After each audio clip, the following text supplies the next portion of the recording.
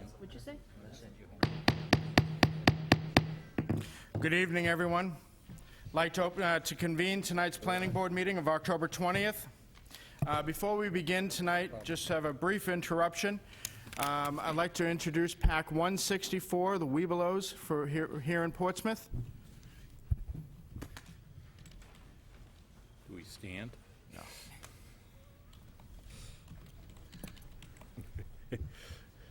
Right along here, guys. Right up here. This is good. There's a small one. The line. PAC 164 has been working on their civics badge and going over items that happen in city government. And tonight they're coming to see a planning board meeting, as well as they got a great tour of the camera studio. And their next visit is going to be to the courthouse to go visit a judge. So I just want to thank you guys for your hard work, and thanks for stopping by to see us tonight.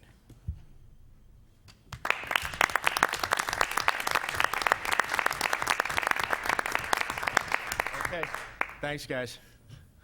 Do you want, oh, I'm sorry. I did promise them one thing.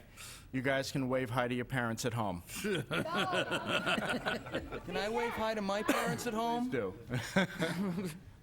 Hi, Mom. Thank you. Of course, they live in Lewiston, but... Can I go? The little one at the end is my son. There's a little one at the end. He carries a tremendous burden. Webelos have a cheerleader too, huh? Yes. No, Mascot. it's not the cheerleader, it's their attorney.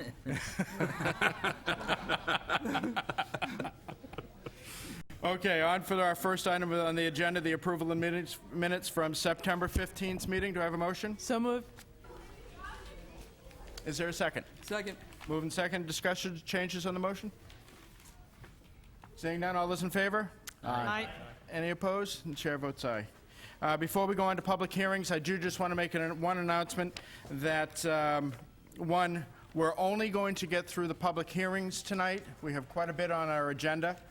I'm going to recommend the tabling of anything from city council referrals on down to our next regular meeting. Also, and as an announcement, item C, the application of Portsmouth Farms, owner LLC, and Starbucks Coffee has been tabled, or we will be tabling it when it comes to us. So anyone here for item E, which is Portsmouth Hospital Office Building, we will be looking to table that one, and the application of Saco Ave Professional Building, Inc., on Brewer Lane, that one also is a possibility for being tabled tonight. So if anyone's here on those particular items, just so you know that when we get to them, we'll be tabling them. Do we need to suspend the rules to have a motion, or does there need to be discussion, Mr. We Chairman? can certainly do that if you like. Why don't we suspend the rules? So moved. Second. Moving second, all those in favor? Point of order. Should we be reading those into the record before we table them? I'm gonna read in C right now. Okay. Thank you. So, item C, the application of Portsmouth Farms LLC owner and Starbucks Coffee Company applicant for property located at 855 Woodbury Avenue, wherein conditional use permit is requested as allowed in Article 6, Section 10, 608B of the zoning ordinance to allow the renovation of an existing building and an addition of a drive-in window in an inland wetlands protection district. Said property shown on Assessor Plan 215 is lots 11 and lies within a general business district. Do I have a motion? So moved. Move table to our next regular meeting, Mr. Holman? Yep, November 17th. November 17th. Moved and seconded. All those in favor? Aye. Any opposed? The chair votes aye. Moving on to E, the application of Portsmouth Hospital Office Building Association Jackson Gray Condominium owner for property located at 330 Borthwick Avenue and Islington Woods owner for property located off Borthwick Avenue, wherein preliminary and final subdivision approval parking lot easement is requested to allow 22,738 square feet, 0.52 acre parking lot easement on a southeasterly portion of property on Assessor Plan 234 as lots 52. Said property is located in Office Research District and shown on Assessor Plan 240 as lots 2-2 and Assessor Plan 234 as lot 52. This plot plan is on file with the Planning Department office and identified as 180105. Do I have a motion? So moved, Mr. Chairman. Second. Moving second. All those in favor? Aye. Any opposed? Chair votes aye. Moving on to F. And that was to November 17th as well. Yes. Moving on to application of Saco Avenue Professional Building, Inc., owner for property located at 125 Brewery Lane, wherein site plan approval is requested to construct a 4-story, 26-foot by 240-foot, 15,500 square foot, 48-unit residential building with related paving, utilities, landscaping, drainage, and associated site improvements. Said property is shown on Assessor Plan 154 as Lot 2 and lies within a business district. Do I have a motion? Move to table, November 17th. Moved and seconded. All those in favor? Aye. Any opposed? The chair votes aye. Thank you. Moving on to A, the application of the City of Portsmouth owner for property located off Suzanne Drive is known as Maple Haven Park, wherein conditional use permit is allowed, is requested as allowed in Article 6, Section 10, 608B is the zoning ordinance to allow improvements to the park, including a basketball court being relocated in a wetlands buffer and an installation of a new impervious walkway surface. These changes are part of an overall upgrade to the Maple Haven Park. Said property is shown on Assessor Plan 292 as Lot 16 and Assessor Plan 284 as Lot 4 and lies within a municipal natural resource protection district. Who would like to address us on this? Good evening, Mr. Chairman. Good evening.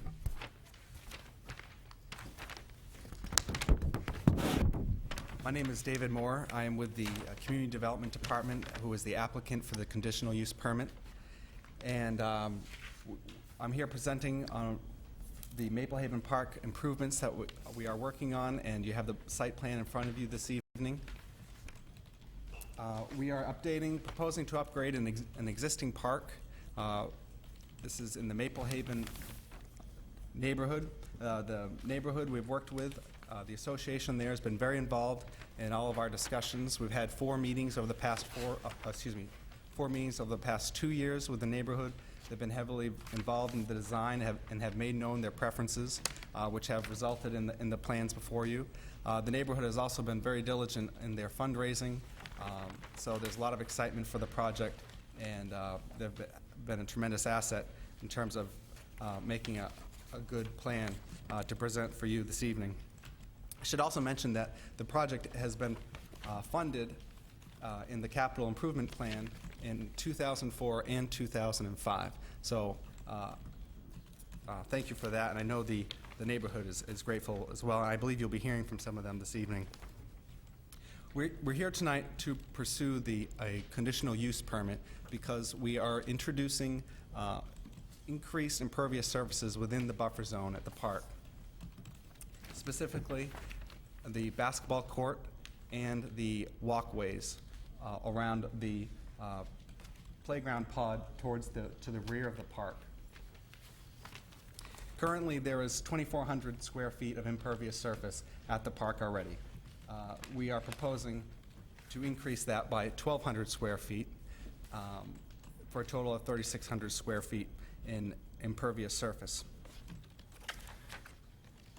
As I said, the impervious surface is made up of the basketball court and the walkways, which are here and here inside within the buffer.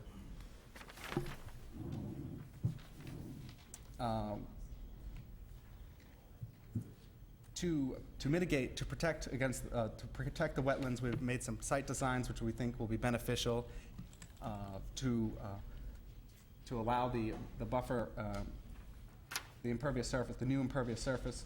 That includes a 10-foot vegetated swale in the back portion, which I have outlined here in green in the park, as well as some new plantings to absorb and filter some of the runoff from the clean surfaces of the walkways and the basketball court. The surfaces are also pitched in such a way on the plan so that they'll be draining towards a more heavily wooded portion of the woodland here versus straight back to where it is wet very early and where it's very wet. So here we have both the buffer enhancements as well as the favorable drainage to a better suitable part of the wetland. And again, I wanted to stress that we're working with a clean site here. The traffic here is feet, sneakers. We're not talking about a parking lot, oil trappings, those types of things. So we are very convinced that there will be no impacts to the wetland at all here. Just to explain some of the rationale for the placement, we had some considerations. For example, anyone who's familiar with the park is familiar with the wooded nature of it and the wonderful pine groves, mature pine groves that are there, as well as the open space component, which serves as a recreational play space in the city. The mature pine roots have infiltrated the existing basketball court, making it unusable and unsafe. So it has forced us to push the basketball court deeper within the buffer so as to prevent that in the future. We're also maintaining the trees as healthy as they can be so that decay and whatnot does not make unsafe play surface underneath in the future. So we're respecting the mature pine groves there for that reason as well. We also have plenty of space here with the open green space for teams of all ages who play sports there, organized sports. And as you know, from the master plan, the new master plan, that the open green space in the city is highly prized, so we didn't want to incur any more into that space at all. Just briefly, I did go before the Conservation Commission seeking a recommendation on this project. They were favorable, and we did bring up to them as the city, staff did, the notion of using a porous application for the pavement for these two new impervious surfaces. We looked at that, and we found that it's going to be very expensive working with our landscape architect. We heard as much as 4 to 1, the difference being in the price to bring in, to introduce an impervious, porous application to that site. Part of the reasons for that is it's not attested, it's not used a lot for these types of things, and we're also looking at a very small amount of product for the purpose that we have here, so that affects the price. We do, however, plan on seeking bid alts to see what we come up with in terms of what the bidders on the project will show us for that price. So we're going to be going ahead with that. Another issue with the porous concrete is that we're not convinced totally from a staff perspective that it is very safe. If you can imagine the larger stones that make the concrete porous, the asphalt porous, can sometimes be more abrasive. So we're looking into that as a staff before we can make a recommendation with going ahead with that possibility. Mr. Chairman, I'll be happy to answer any questions that you may have, or the board. Are there any questions on the board at this time? I have a question, Ricci. Mr. Chair. The existing vegetative swale, I'm assuming that's proposed, that's not existing currently? I'm sorry if I said it was existing. It is proposed. It is. My only concern with that is, and I see you've got your native planting specified, but during construction, before those seeds germinate, what's going to happen to the plant? I'd like to see some sort of erosion control in there, either hay bales along the, every 50 feet or something until that germinates, because I think if you get a heavy rain, that's going to wash the seed and the loam all out. Very good. So that was my only concern on that we see just some type of hay bales or something. Maybe we could work with staff on that. Thank you, Mr. Ricci. Any other questions? One quick Councilor comment. Fernan. Love the design. My son practices soccer here, and I like the way you've done the parking lot. Question about it, though. So presumably it's going to be gravel in the first instance, That's correct. and that poses no problem with, I mean, we're way back at this Exactly. point. It is not within the buffer. Right. Okay. Anyone else? Seeing none, thank you very much. Thank you. Is there anyone else in the public who'd like to speak to, for, or against this application?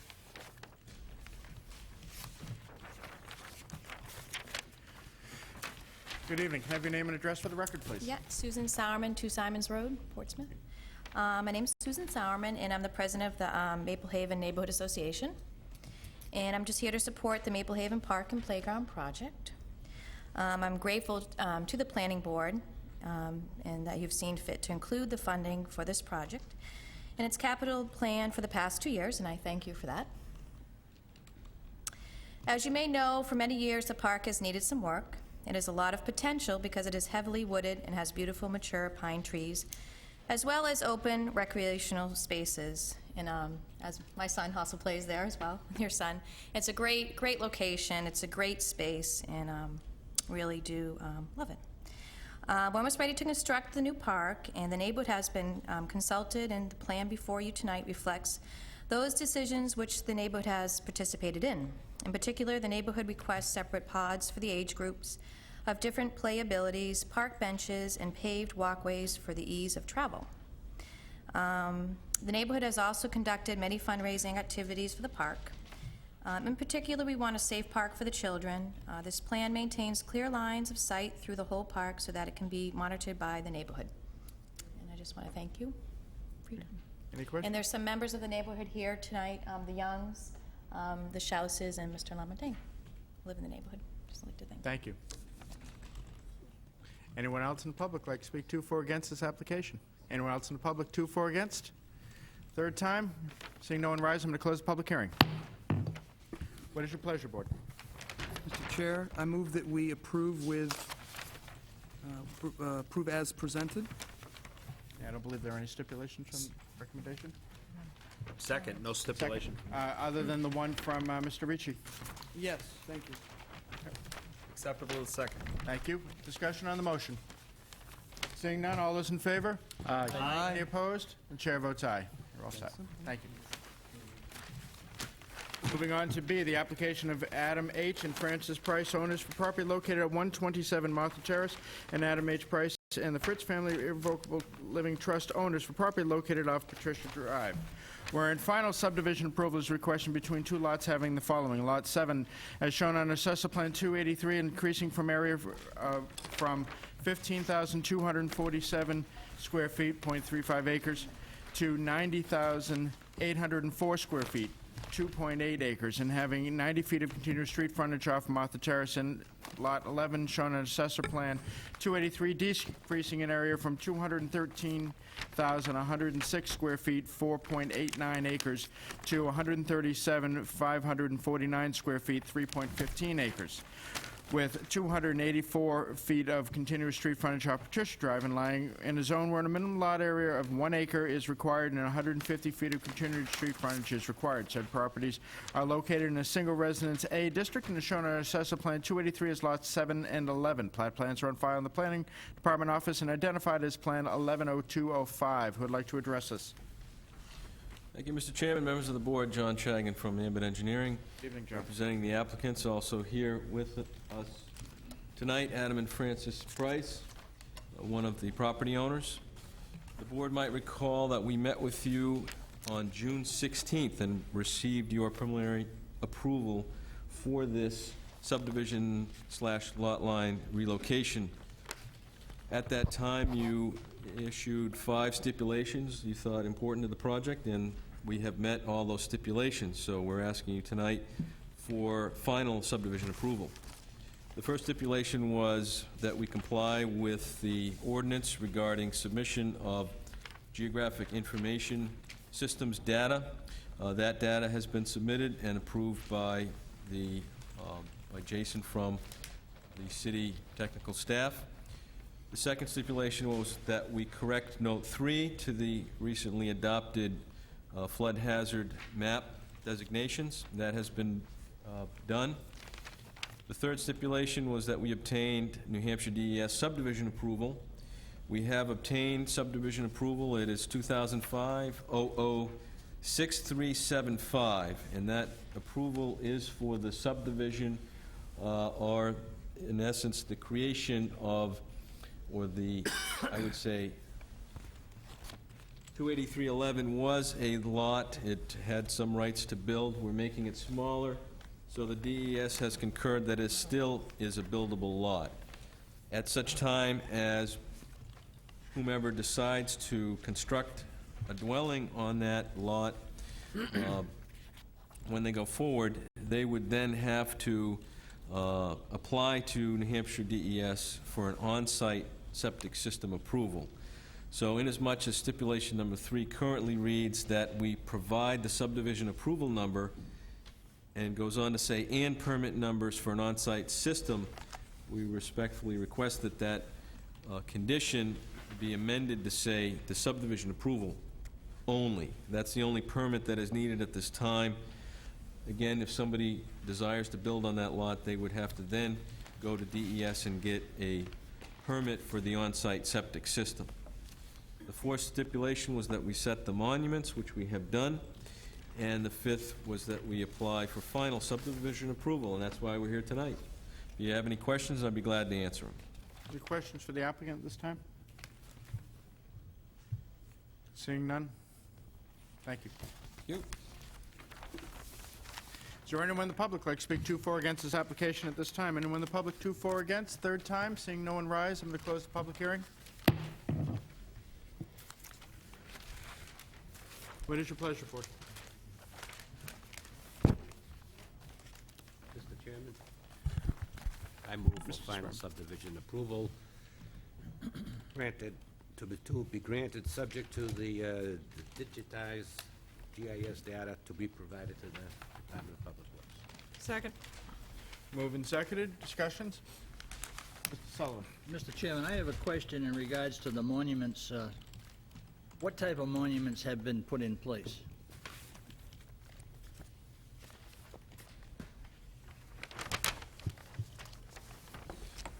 The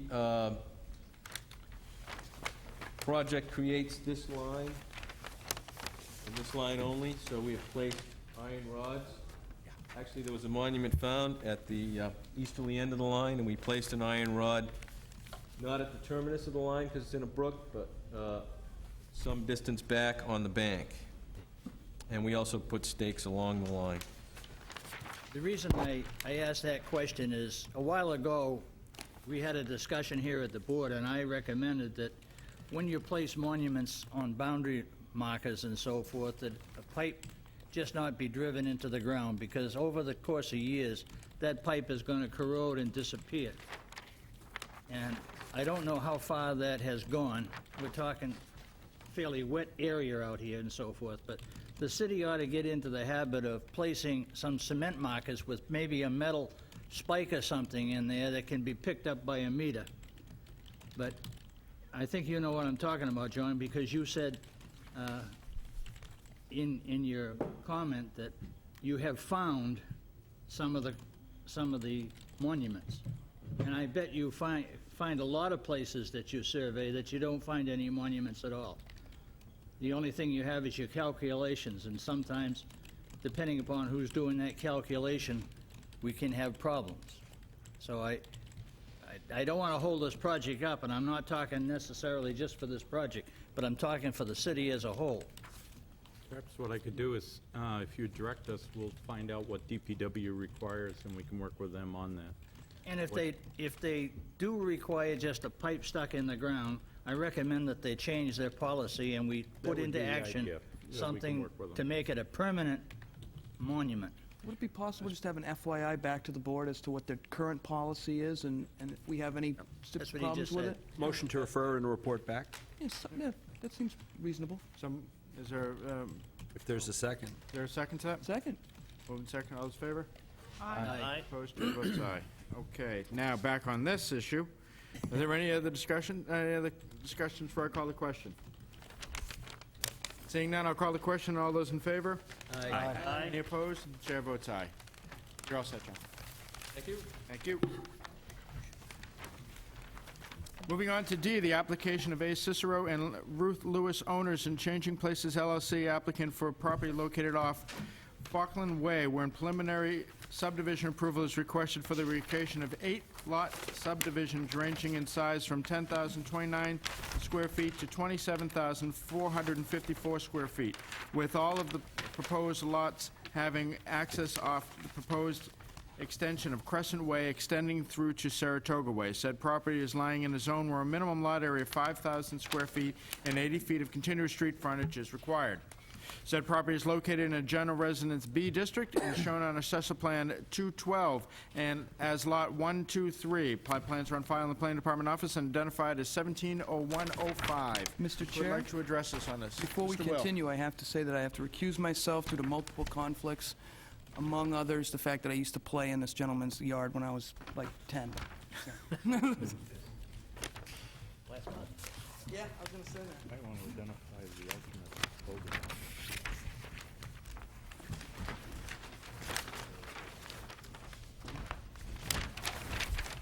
Okay, so in Mr. Will's place, voting will be Jerry?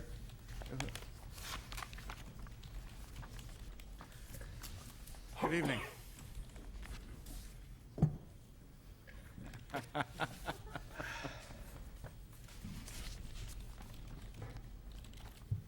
Good evening. Good evening. Thank you, Mr. Chairman, members of the board. Corey Caldwell of Ames MFC on behalf of the applicant Changing Places LLC. Here beside me tonight I have two color-ups, and if I may, I'd like to hand out some reduced copies of those color-ups so you can follow along with me. Thank you. This proposal is a subdivision of an existing 3.86 acre lot with one single house currently on it. Proposed are 8 lots with multifamily buildings. A new public right-of-way connecting Crescent Way to Saratoga Way is proposed to provide frontage and access to these new 8 lots. The new road is approximately 600 feet long. Crescent Way and Saratoga Way are currently dead-end streets. If you go up to the site, you drive down Crescent and Saratoga.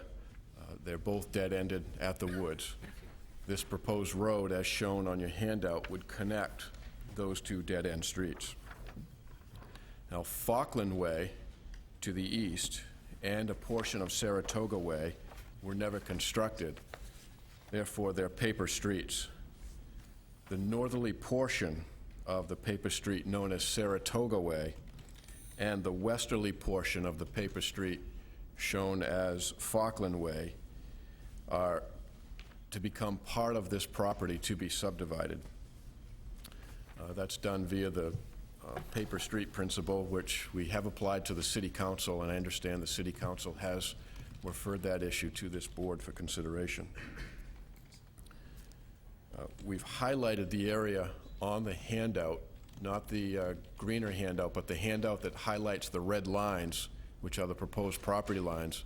You'll see 2 areas on that handout with a yellow hatch. Those 2 areas represent the portions of the paper street that we're proposing to combine with this property. This is labeled as area claimed by map 212, lot 123. Now, 8 lots are proposed. They range in size from 10,000 square feet up to 27,000 square feet. The number of units we're proposing each lot is depicted on the second handout entitled Subdivision Exhibit Plan. The bigger the lot, obviously, the more units we can fit on that lot.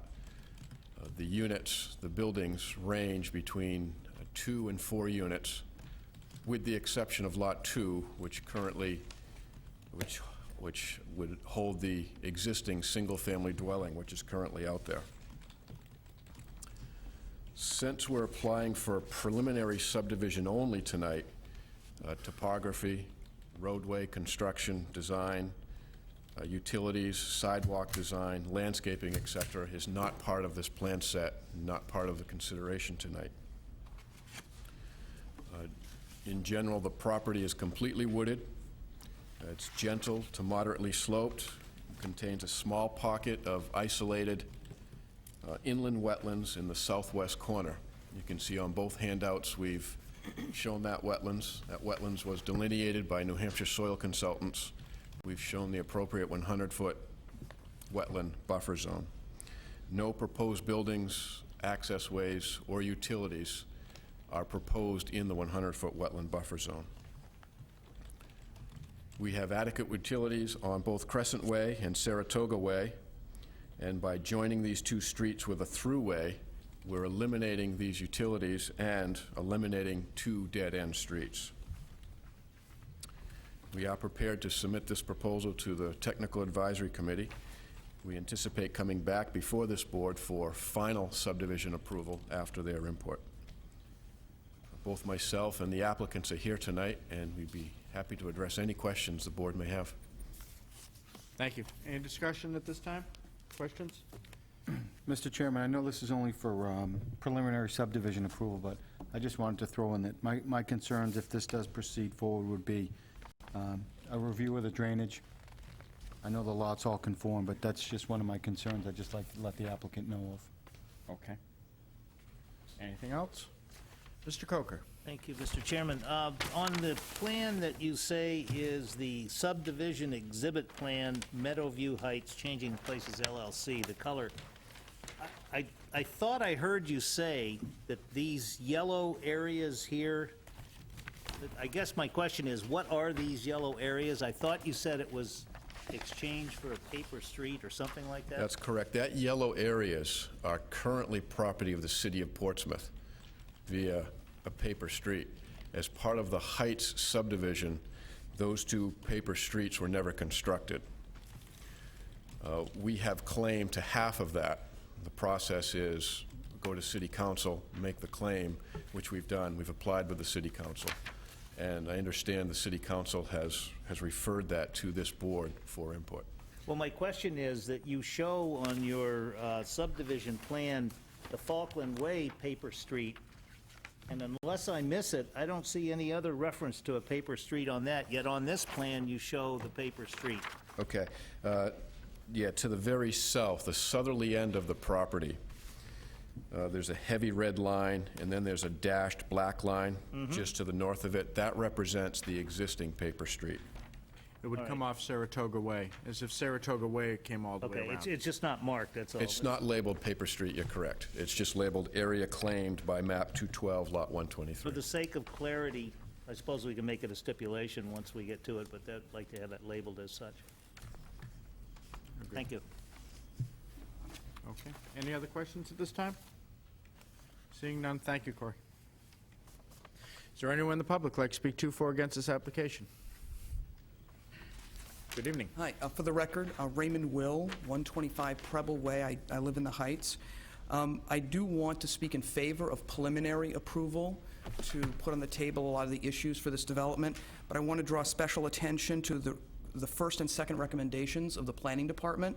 The first, that the application is subject to site review approval, and second, that site review shall consider, though is not limited to, consideration of those concerns as presented in this memorandum and as supplemented by this board.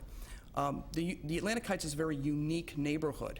It was built before welfare, before vouchers, when there was no real, not even a new deal for affordable housing. And a lot of the buildings are structured in such a way as to be naturally affordable. By having low square footage and a very small yard, it's a livable space, but very affordable.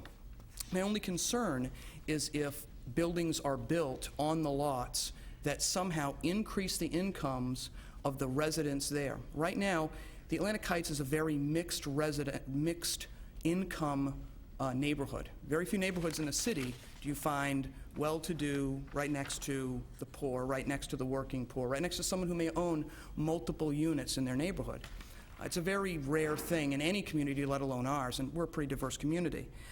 My concern is a couple-fold. First, the social aspect of that, having a neighborhood that is of mixed incomes. And second, the city has been working closely with the neighborhood over the last 10 years or so, making general improvements on some municipal property there, as well as some of the commonly owned areas like the parks and the streets. They just completed, I believe, a $200,000 improvement to Preble and Crescent Way. The issue there is a lot of that has been gotten by community development block grant funds, which are done through the federal government based on income of the residences. And the Atlantic Heights has gone through times where, as ownership of the units has increased, so is the incomes, and the availability of those funds becomes less and less available. This changed when the senior housing was built, so that most of the incomes there has now decreased to the point where the Atlantic Heights, while a mixed resident for income, is still eligible for those funds. My fear is that if this if what is constructed is of more moderate or high-income units, then they lose this opportunity to improve the neighborhood through those grant funds. And those grants are paid through our federal income taxes, so everybody is paying for those, not just the property owners of the city. Again, it's a unique neighborhood. There are going to be other issues we'll probably discuss. Among them, I'll probably be discussing facade to make sure that the buildings look like the other buildings there in the neighborhood as best I can. But my concern and my thanks to the planning department for drawing that attention, that it is not limited to the consideration of those concerned as presented in this memorandum and as supplemented by the board. So please, any ideas you may have as to how you'd like to see this implemented, make sure you dig deep in your minds and your creativity. Thank you. Thank you. Any questions? Thank you. Anyone else in the public like to speak to, for, or against this application? Good evening. Good evening. My name's Christy Cardoso. I'm a resident of the Atlantic Heights, and I'm also the co-chair of the Atlantic Heights Neighborhood Association. I'm not here really to put a position forward for the entire neighborhood, because there's a lot of people in the neighborhood and they don't all agree on everything. So I just want to speak to a couple points about the streets and the traffic impact in the neighborhood. A big concern is that the city's invested money and effort into improving drainage and streetscapes in the neighborhood. And we'd really hate to see this street impact those efforts negatively. There's been talk about possibly one-way streets, and as people have seen the amount of yard that's being taken up by the street improvements, that idea is moving forward, and people are seeing that, yeah, there's a need for that. So I'd hate to see this street come in and disrupt any plans that we have to move forward with the rest of the neighborhood. And that is pretty much it. So just please make sure that as you're considering this, you're considering the greater neighborhood as a whole. May I inquire of the speaker? Please. Is there a specific impact of that road that you can point to? I mean, I see a road on the plan, and I'm curious as to... Here, Saratoga Way is very narrow. Yep. And it's narrow because there wasn't a lot of room to make it a full-size street. And there's the same situation in many of the streets in the Heights. They weren't built for cars, and most people didn't have cars when this neighborhood was built. So this spill out could be pretty hairy because this is a very narrow street. The other problem is that isn't on this map is there's an alleyway with some storage units that spills out to Kearsarge Way, which is a really convenient shortcut for anybody to get to here, but it's not really a serviceable road, and it's at a very bad intersection in the neighborhood. So we'd hate to see increased traffic in that alleyway spilling out into an already busy intersection right in front of the storefronts of the Heights. Thank you. So those are some of the issues that have come up, and we're just, hoping that you'll look at the broader picture of the road and how it works out, and really develop a process to make it all fit together. Well, if I might, Mr. Chairman? Continue. If those concerns which you raise are addressed in a manner that seems satisfactory, do you otherwise have any difficulty with this? Certainly not. Most people in the Heights have known Mr. Lewis for a long time. Nobody wants to stand in the way of him developing his property in the best manner for him. It's certainly within his right to do so. So I don't think, we don't want to stand in the way of his project. We just want to make sure that the traffic concerns and street conditions are thought of, and that the city works with the developer to resolve these issues as this moves forward. Okay, thank you. Mr. Koch. Just a quick question. Might I ask a favor? If this moves forward, would you return to express those same concerns?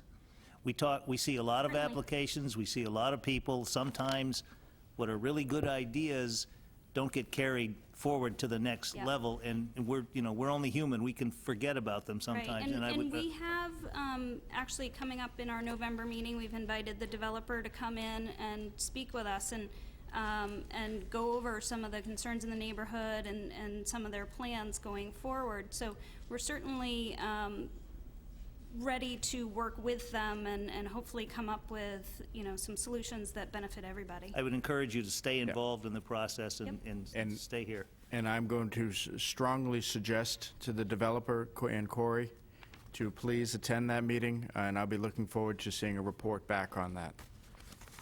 That'll weigh heavy on this. Thank you. Thank you. Thank you. We always find out that when the developers stay close to the neighbors and there's a line of communication that is open, we seem to get through these issues a lot easier. Anyone else like to speak to, for, against? Good evening. Good evening. My name is Michael Power, and I live at 105 Saratoga Way. I'm an abutter to this proposed development, some portions of it. And I just want to echo what Mr. Will and Christie have said to you tonight. The neighborhood is very interested in following this project and its progress. Mr. Lewis is a well-respected neighbor, and the developer is known to some of us as a responsible developer. It being an abutter, I have some concerns, as I think Mr. Ricci pointed out, about drainage with the convergence of several small streets in that area, and what will happen to the traffic pattern at that end of the street if the alleyway for an apartment building adjacent to my property is suddenly used as a thoroughfare. I know that this city and this board have worked on major improvements in that neighborhood. Wonderful work has been done by the city in Atlantic Heights, and we want to see it continue. We want to follow this project closely. So I'm speaking neither for or against the project, but hope you take a real good look at it. Okay. Thank you. Thank you. Any questions? Thank you. Anyone else in the public like to speak to, for, or against this application at this time? Anyone in the public, to, for, or against? Third time, I'm going to close the public hearing. Mr. Chairman, I'll move preliminary subdivision approval according with the stipulations indicated, and make the motion. Second. Second, Mr. Coker. Question, discussion. Yes. I still have a very hard time with this, which comes first, the chicken or the egg on these paper streets. The city council needs to act on the paper streets. Correct. That's why we're looking at this preliminary only. We cannot do final. Well, I understand that, but I've always had trouble with granting preliminary approval because that in and of itself carries some weight, in my opinion, when it goes to the city council. It could be reasonably argued that, well, look, the planning board gave preliminary approval, so that means something. And I've always been troubled because I think it's been historically the policy of the city council to not relinquish paper streets. We've gone through some very interesting discussions here.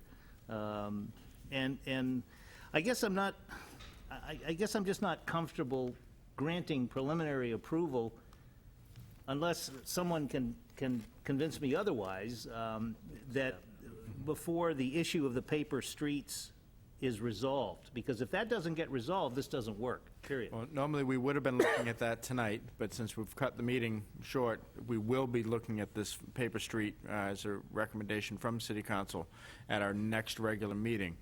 Mr. Holden, you want to add anything to that? I think, Don, you have a good point, and actually the way this is set up is so it can be bifurcated, which means that we will be looking at the paper street sooner than you'll be looking at this next action on here. So you'll actually have a recommendation theoretically into the council before you're looking at final or anything else. And in order for it to work, that street has to be abandoned. So if the council hasn't abandoned it, this project doesn't work. So there are several checks in place for that. Okay, but bear with me for a moment. What does it mean, and I don't mean to go back to Planning 101, but it's important to me to keep this clear in my own mind. What specifically does it mean to grant preliminary approval? You'd think I'd know after 6 years on the planning board, but I just What want to it make essentially sure that it's means is- clear. What it essentially means is that the board has found sufficient reason to encourage the applicant to proceed further. And a lot of these projects, there are a heck of an awful lot of costs in preparing the final plans. Agreed. What you're indicating is that there's enough information at this point, so long as you address all these issues, including, by the way, Paper Street, to go forward to the next step so that you can begin to develop the information. For example, if this motion passes, I was going to ask the board, I'm assuming that you're looking for a drainage report. I presume that would be added as a stipulation? I'm assuming you're also Traffic. looking for a traffic report. What you're doing is you're giving guidance to your technical advisory committee to what they're going to be looking for, so that the applicant knows that they've got to prepare additional supplemental information. And that supplemental information is also those 10 points that are in our memo, such as topography, wetlands, Falkland Waves, rights-of-way, Paper Street, the proposed streets, permitting, traffic assessments, utilities, public utilities, landscaping, and then anything else that comes up.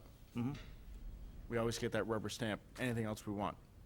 So, Okay, I guess I'm just, so I'll this is reiterate. basically just saying, and in order to vote for this, we have to, as a board, agree that, yes, we see enough information here that let's move forward and let TAC do their work.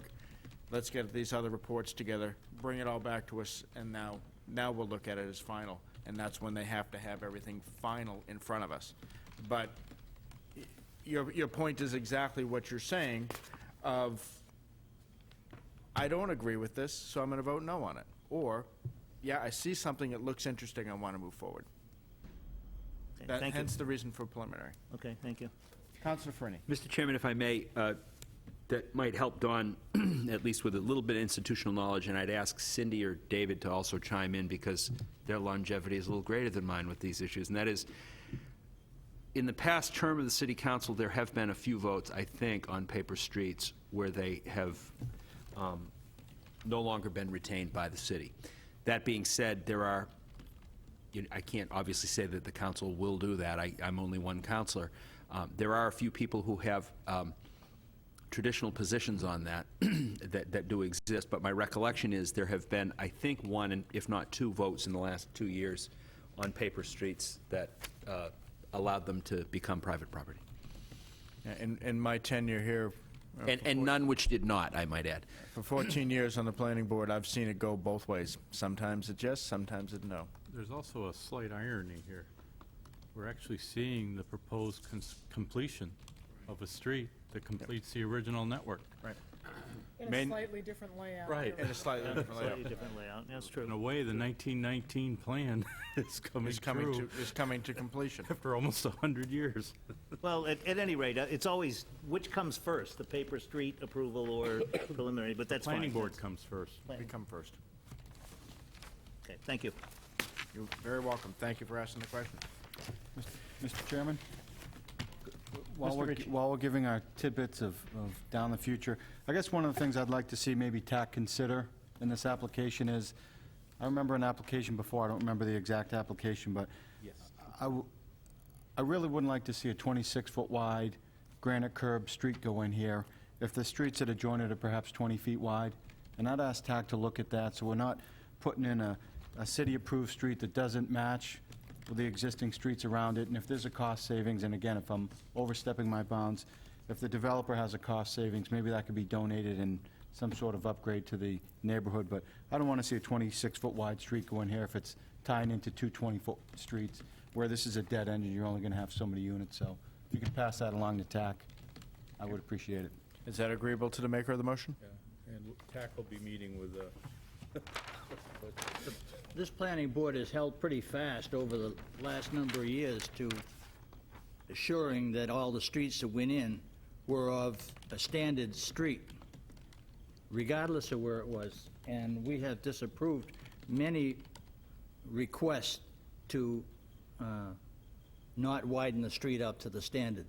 So, And I think we've got to take a look at what we've been doing to people in the past as well as in the future. And the thing that kind of bothers me also on this petition is what David said. If the city council does not give up the paper street, this project will not be built, probably. And I feel pretty much like Dawn. I don't want to infer to the city council that we're giving any type of approval until we see the way it's going to develop in, as far as paper streets are concerned. I can't vote for this the way it is now. I've lived at the Atlantic Heights for 9 years myself, and I know this area. I know there's wetlands in there that we haven't even talked about and things of this nature. So, under those circumstances, I would have to vote against this motion. Okay, thank you, Mr. Sullivan. Is there anyone else? If not, I'll call the question. All those in favor? Aye. Any opposed? Opposed. Mr. Chairman, it may be a little too late, but the one stipulation which I suggested during the discussion, which the proper labeling of the paper street, I believe that was picked up by the maker of is the that motion. part of the Yep. record? And- Yes. Okay, thank you. And the chair votes aye. I'm reading into that you want drainage, you want traffic, and you want the streets labeled. And obviously, the paper street decision from the city council. Well, we have to have the discussion on the paper street. We would have done it tonight under our city council referrals, but I've cut the meeting. That'll happen next month. So this can't even come back to us. We won't see this again until at least December or January. Because, Mr. Holden, correct me if I'm wrong, that won't go to TAC until we get through the paper street issue. Until we get through it, not necessarily. TAC may start it up, but you won't be sitting as a tax committee. Okay, thank you. Moving on to, we tabled E, we tabled F. Moving on to G, the application of Portsmouth Casey homeowner and Hayland Development applicant for property located at 1950 Lafayette Road, wherein site plan approval is requested to construct a 2.5-story office building with 3,280 square foot footprint and a 1-story, 6,000 square foot function hall with related paving, utilities, landscaping, drainage, and associated site improvements. Said property shown on Assessor Plan 267 is Lot 7 and lies within an office research district. Who would like to address this evening? Good evening, Mr. Chairman, members of the board. My name is Alec McEachran, and I represent the property owner, which is the Portsmouth Casey Home Association. With me here tonight is Rick Salvo from Engineering Alliance Incorporated and Rob Woodland of the Woodland Design Group Incorporated. We also expect Rick Wesley of Hayland Development LLC to be here. His wife recently had a baby, and so he's running late. Almost ready? Okay. In just a minute, Rick will be up to start the presentation. Thank you.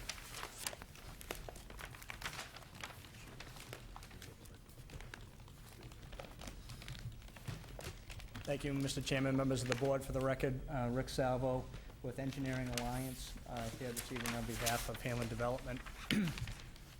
The proposal that's currently before you consists of the development of a 2-acre parcel with frontage on Lafayette Road to the east and a service road to the west, which actually connects to West Road. This parcel land is currently vacant, and the proposal consists of the construction of 2 buildings. It's actually an 8,600 square foot office building and a 6,000 square foot Knights of Columbus function hall with a seating capacity of approximately 200 seats. I think what I'll do is I'll just point out to you some of the site features and the design, and then I'll update you on where we left off from the last tax stipulations. This site will be entered one way in from Lafayette Road with an access and egress to the service road to the rear, which accesses out to West Road. It will involve the development of approximately 150 linear feet of that service road along the entire rear frontage of the property. The zoning requires, due to the building size, is approximately 143 parking spaces. There are 143 parking spaces included in the design, with the idea that these are two opposing uses. While the Knights of Columbus is in session and utilizing the parking around the office building, which would be closed at that point, would be available. Similarly, while the office building is in use, the Knights of Columbus is likely to not be in use. There's an existing buffer that exists in the front of the lot. It's very heavily wooded. The proposal is to keep as much of that area wooded as possible.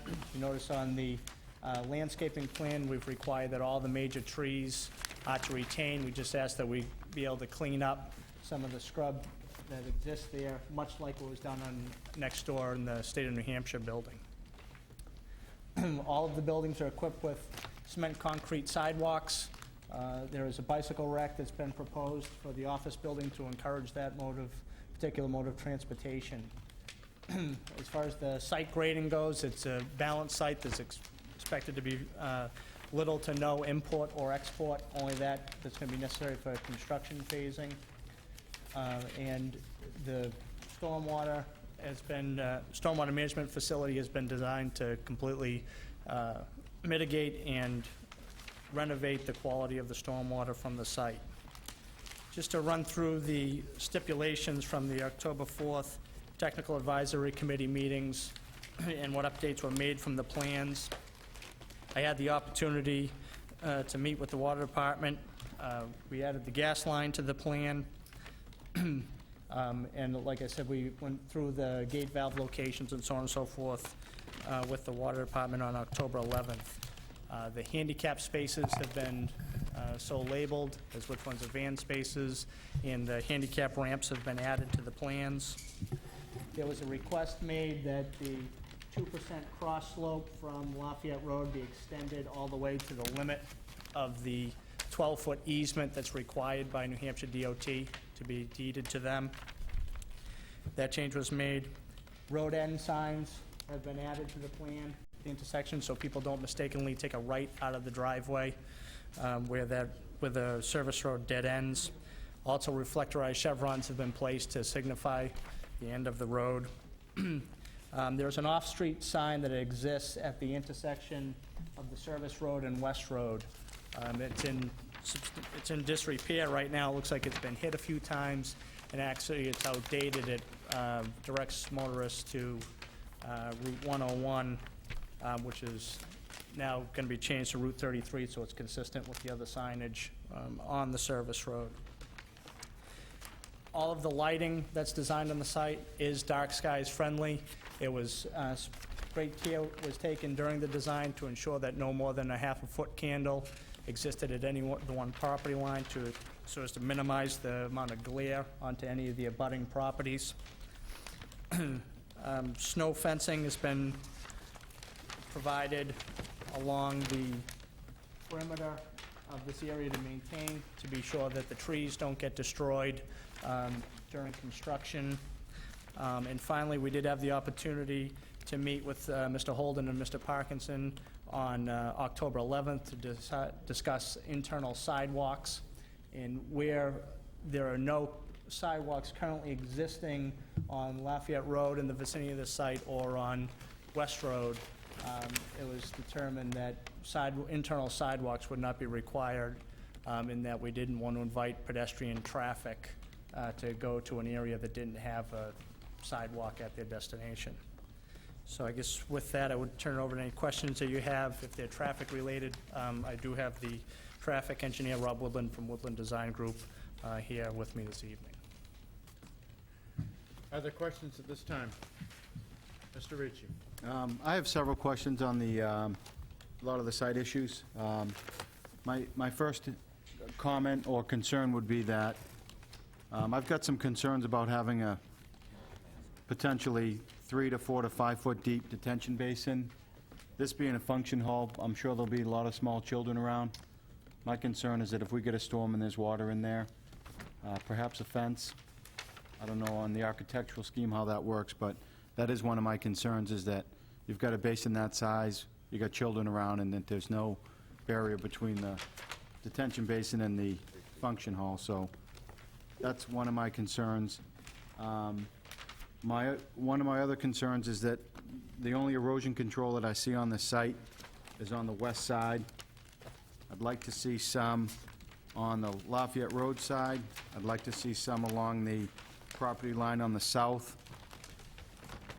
That's one of my concerns as well, and I'll just go through them, and if you want to address them. I'm assuming the detention basin is designed for no infiltration, is that correct? That is correct.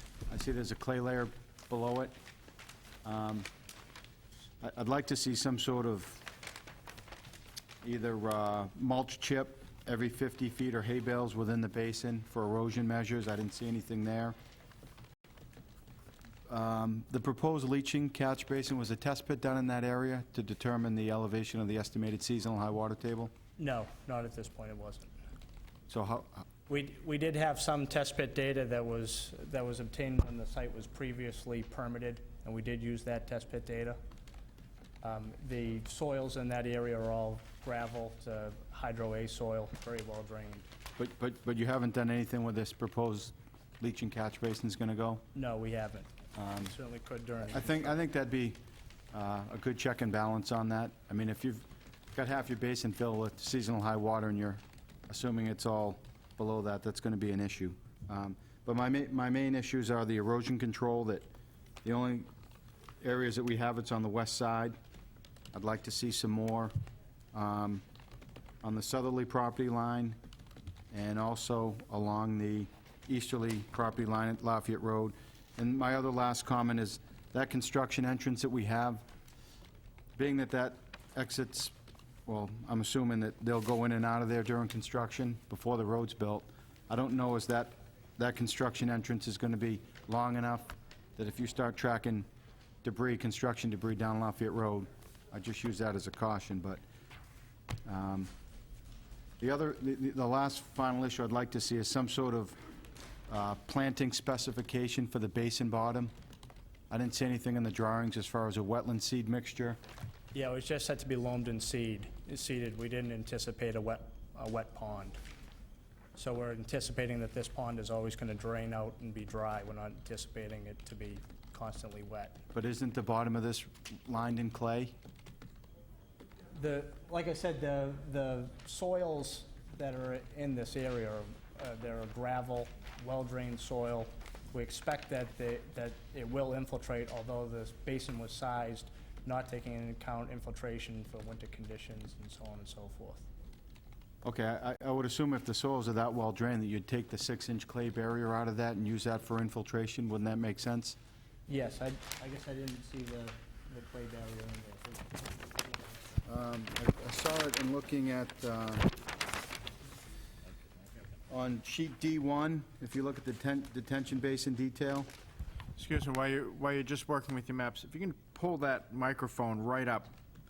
Yep, that'll come right out, and Okay. that way we can get a good record. When you step away from the standing mic, we lose you. But you can pull that straight out so you can hold it up. Okay. No, the one right in front of you. Yep. There you go. I guess And on it should be on. sheet D1, that detention basin detail, and again, if I'm remiss, let me know, but it looks as though there's a 6-inch sand silt layer.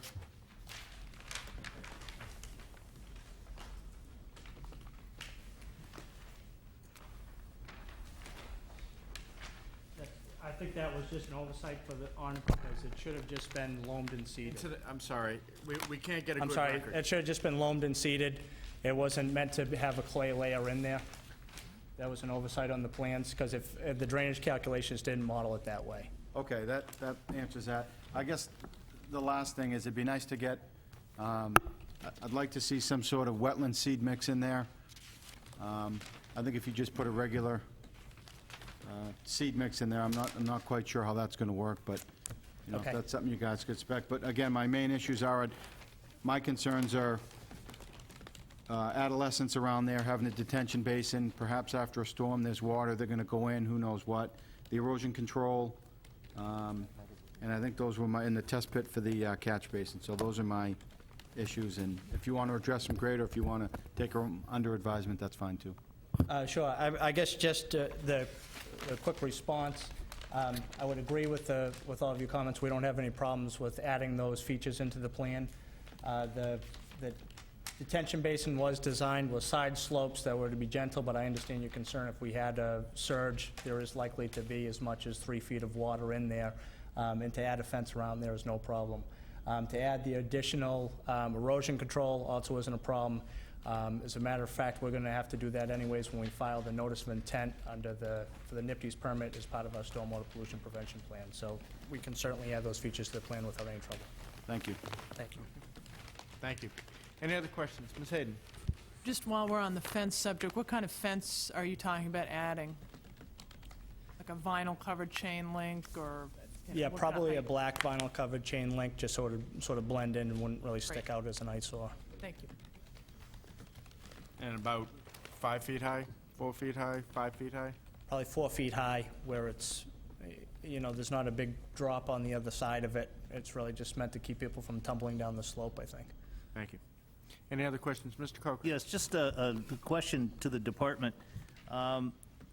In the discussion and decision of the committee, which that's in our application, in our memo, it says, Mr. Holden asked about the dimensional requirements. When this area was rezoned, there was a special OR zone for some lots, and was this one of them? And the original owner of the lots verified that, in fact, it was one of those special lots. And President Reagan always said, trust but verify. Has the department gone back to the current zoning maps and verified that this is, in fact, one of those lots? Yes. Okay, thank you. Great communicator. Any other? Mr. Sullivan? David, when this appeared before TAC, did they discuss any possibility of, if this was approved and came into fruition, that the proposed service road could be built prior to the development of the lot, so that it would preclude trucks and traffic going out of that lot onto Lafayette Road? No, they didn't, but the assumption is that the service road, not the assumption, the service road will be there because it's to everyone's advantage. And I assume, actually, that it would be to everyone's benefit to be using it sooner rather than later. Okay, because we had concerns about large amounts of traffic coming out, and I see that they've precluded that on their plan. It's just going to be an entrance on Lafayette Road. But I didn't want to have heavy traffic, truck traffic and so forth going out and causing any grief to the people that lived on the other side of Lafayette Road. Those houses are pretty close to the edge of the street. I think if you want to put a stipulation in that the construction traffic, to the extent possible, will use that road, I think that would be appropriate, and we can work with them on it. Fine, thank you. Okay, Mr. Coviolo? I'm a little concerned about the amount of snow storage area you have to the north and the south. Could you address that? Your thoughts or opinions? Sure. The snow storage areas that have been designed on the plan, there's quite a large strip along the entire westerly side that's over 10 feet wide. There's also a fairly good strip all along here. We don't really anticipate there to be a problem removing the snow from there. If it becomes a problem, we could put together a plan to have the snow removed from the site altogether, but it seems as though there's sufficient storage, at least around the perimeter of the site, to stack up snow. I guess, what's the point in which you decide to remove snow from the site? Because right now I believe the site to the north is vacant, right? What's to prevent just pushing the snow onto the abutter's property? The curb that's around here. The whole site's going to be bermed and curbed specifically to prevent that. I think that was one of the concerns that came out during TAC, was to prevent the fact this site from migrating onto the adjacent properties. And how about to the south? There is no curb showing along there, but there's quite a larger buffer, as you can see, on that side.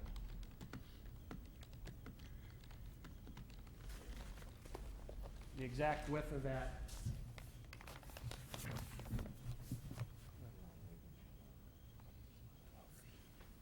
is almost 14 feet, and it's over 400 feet long, so it should provide a fairly sufficient area.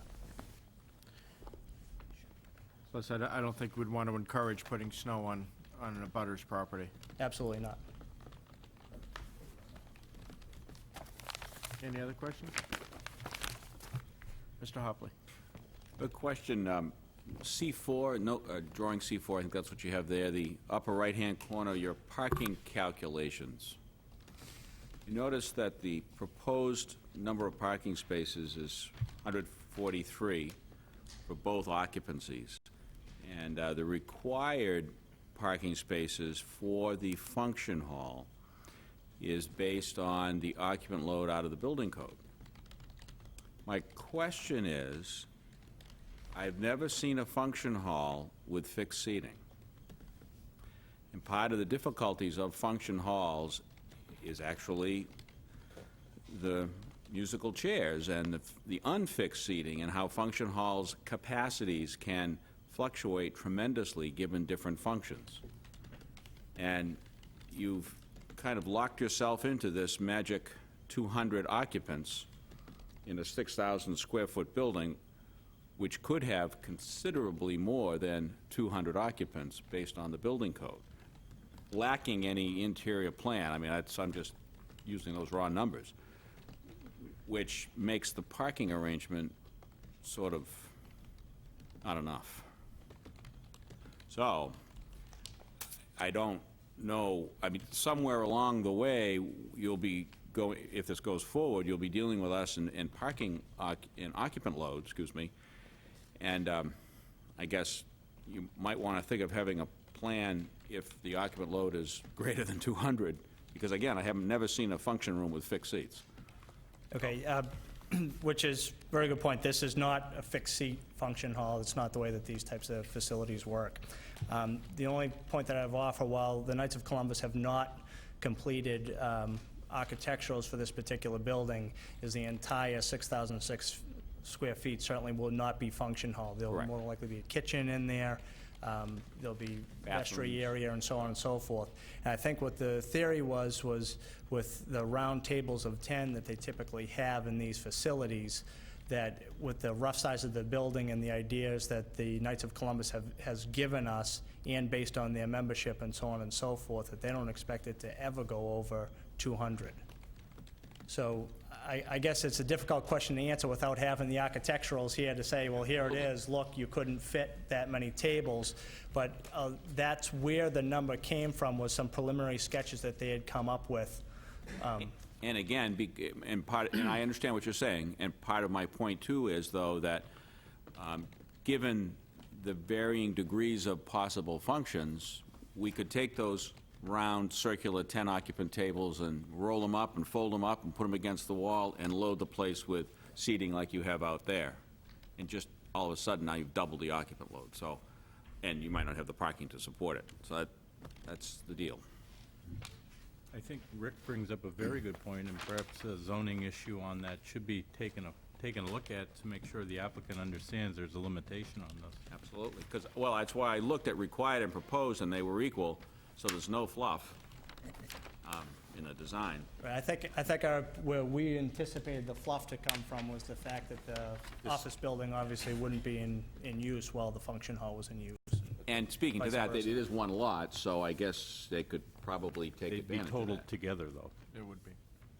So that doesn't work. It doesn't. I didn't know if being on a single lot, you could kind of magically do Attorney that. McEachran may be able to shed some light on this, but the parking could become a major issue. Thank you, Mr. Holden. The Casey Home Association is certainly willing to stipulate that the maximum occupancy for the facility is 200 and will not exceed that as a condition for site review approval. Thank you.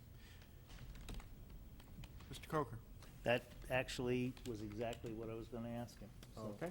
that takes care Any of other that. questions? If not, I have a few. Motorcycle parking.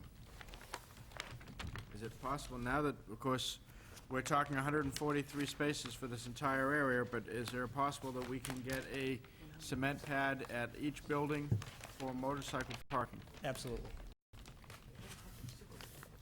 Now, will that change the calculations, Mr. Holden? No. We have no requirement for motorcycles. I'm sorry, I'm looking at Mr. Holden and sorry, looking at Mr. Hoppel. Sorry. We look alike. Easy now. I see that we have a dumpster area that's enclosed on the function hall. Does that dumpster area also going to include enough space for recycling bins and anything that may come out of the kitchen? I don't know, is there gonna be in the kitchen, any grease traps or anything, grease storage out here? Is There is a grease trap that's shown on the plan that's located in this facility here. There's appears to be plenty of room, the way that that whole loading area is designed, to be able to fit additional dumpsters or recycling in there. We don't anticipate that to be a problem. And what about a dumpster area for the professional building? We're anticipating sharing in one, for both uses in one area. So the people from the professional building are going to bring it all out to the dumpster behind the function hall? That is correct.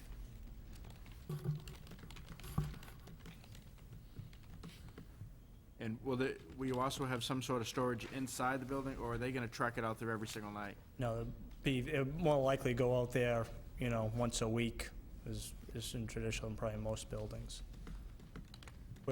And again, this is gonna be a condominium association, so all that will be maintained by the condominium association. So it's not like the Knights of Columbus is taking care of the trash separate from the professional office building. So that will be maintained by the condominium association. What my concern is, this gets put together. The professional building, at least at my office, I have someone comes around every day, empties our trash can, has a big bag of trash, and we have to store it in our basement until trash day. You're gonna have a professional building here that, as it's filling up the other dumpster, as time goes on, this building realizes that they're gonna need their own dumpster. Where do you put it? We got so many parking spaces you can have here. We got snow storage on the side. You got the front yard, because you're maximizing your entire lot here for parking. Without losing a parking space, where are you gonna put it? So, in thinking ahead, we either expand the existing so that we know we're gonna be able to get 2 dumpsters and Okay, I see your recycling point. areas out there, and that way, that is the designated spot.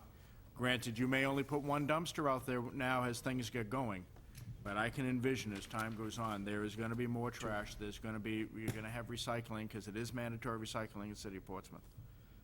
Okay. That we have to have storage for that. Yep. And again, That- that's that's fully simple. fenced and closed. Okay. Thank you very much for doing the dark sky friendly lighting, we appreciate that.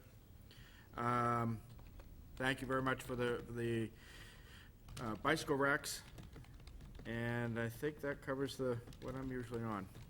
Anyone else? Mr. Coker? Just 2 quick questions. Attorney McEachran, you made reference to the Knights of Columbus a number of times. Does this mean that these will only be Knights of Columbus functions, or will the Knights of Columbus rent the hall out for, I don't know, pick something, a computer show or? A wedding? Just to be clear, the property owner is the Portsmouth Casey Home Association. The Knights of Columbus are not allowed to own real estate by their charter, so the Portsmouth Casey Home Association is a real estate holding entity that owns the property. It received a variance to go in the office research district, and under the variance, which I can get a copy of, it has, it's a variance for a function hall. The hall will be rented out as for weddings, for other functions, because they're not, they haven't done this since they had the home on Islington Street almost 10 years ago. I mean, the uses that they rented that home out for were typically, yes, weddings, birthday parties, anniversaries, those types of functions. Okay, so I take it that was a yes. That's a yes. Yeah. Okay, so it will be rented, or could be, not will be, could be for, pick anything, a gun show, a computer show, antique rug auction, anything like that? Anything that the board of the Home Association would be willing. Okay, that's A. So I think that would impact the traffic significantly, because in a day-long, let's say a day-long function, people are coming and going, coming and going, coming and going. So the traffic counts, I think I'd be concerned about that. And B, for the sake of discussion, let's say that the stipulation is a maximum of 200 people. How, and I guess I'll turn this to the city, how does that get enforced? Is it just the fire department shows up arbitrarily one day and counts people, or, I mean, how do we know? Mr. Sullivan? Good question. I don't know if it's in the city ordinances at the present time, but back 20 years ago, when I was renting out National Guard armories for specific functions, either in Portsmouth, Dover, Rochester, Somersworth, Manchester, or Concord, we had to have a policeman and a fireman that was paid by the person renting the hall to ensure that the proper amount of people were there or were not there, that didn't exceed the maximum amount. And we used to have a sign printed up over the entrance, the number of occupants that could fill that building. And the policeman or the fireman would stand there and he would actually count people. And I have seen him at times when they have shut them off at the max. But I don't know if the city ordinance requires that at this particular time, and unless it does, you have no way of stopping it. That's why... Mr. Hopley? The direct answer, Don, it's on a complaint basis. But the room is labeled for the size. The room would be posted, but it's on a complaint basis in terms of direct enforcement. Meaning if somebody Someone calls, complains, right. you will go, or the city will go and take a look? Right. Okay. For example, if there was continued, the insurance could very well be canceled for the site. And we'd also see police activity out there if we had cars starting to spill out in other people's areas as well. I mean, your point blends with my point earlier. I mean, the green... It's happened twice. I know. Twice. You know, and it happens when I'm here. I missed the gun show part, though, but I was just more thinking of most weddings of more than 200 people. Here's a case, though, of where an architectural drawing showing the function room as a part of the change, or as part of the building permit application, could trigger a discussion as to what the parking is required and whether or not they should get a parking variance if they want to use the function room for that purpose. Yeah, and I'm also concerned about Lafayette Road and traffic. I mean, just dumping that number of cars in and out, and let's just pick a day-long thing, Oriental rug auction. Well, I would add, just to help perhaps allay your concern, is that because the exit is on the service road at the back, people exiting the site are going to have a choice of either taking West Road back over to get out towards 33, or to access the lights up at Demoulas. You know, so they're not all going to be coming back out onto Lafayette Road. Certainly, if they're going to be heading south Well, they can't come out, according to what you have here. from the service road, they could get back to. But they do have do not enter signs that labeled R5-A on either side of the going out to Lafayette Road. So it's off of Lafayette only, and no exiting onto. Take bets on that? I noticed, thank you. What about turning into the site from Lafayette Road? If you're turning left turn in, how does that, what's right in front of there? Is there a center turn lane there, or? Yes. Okay.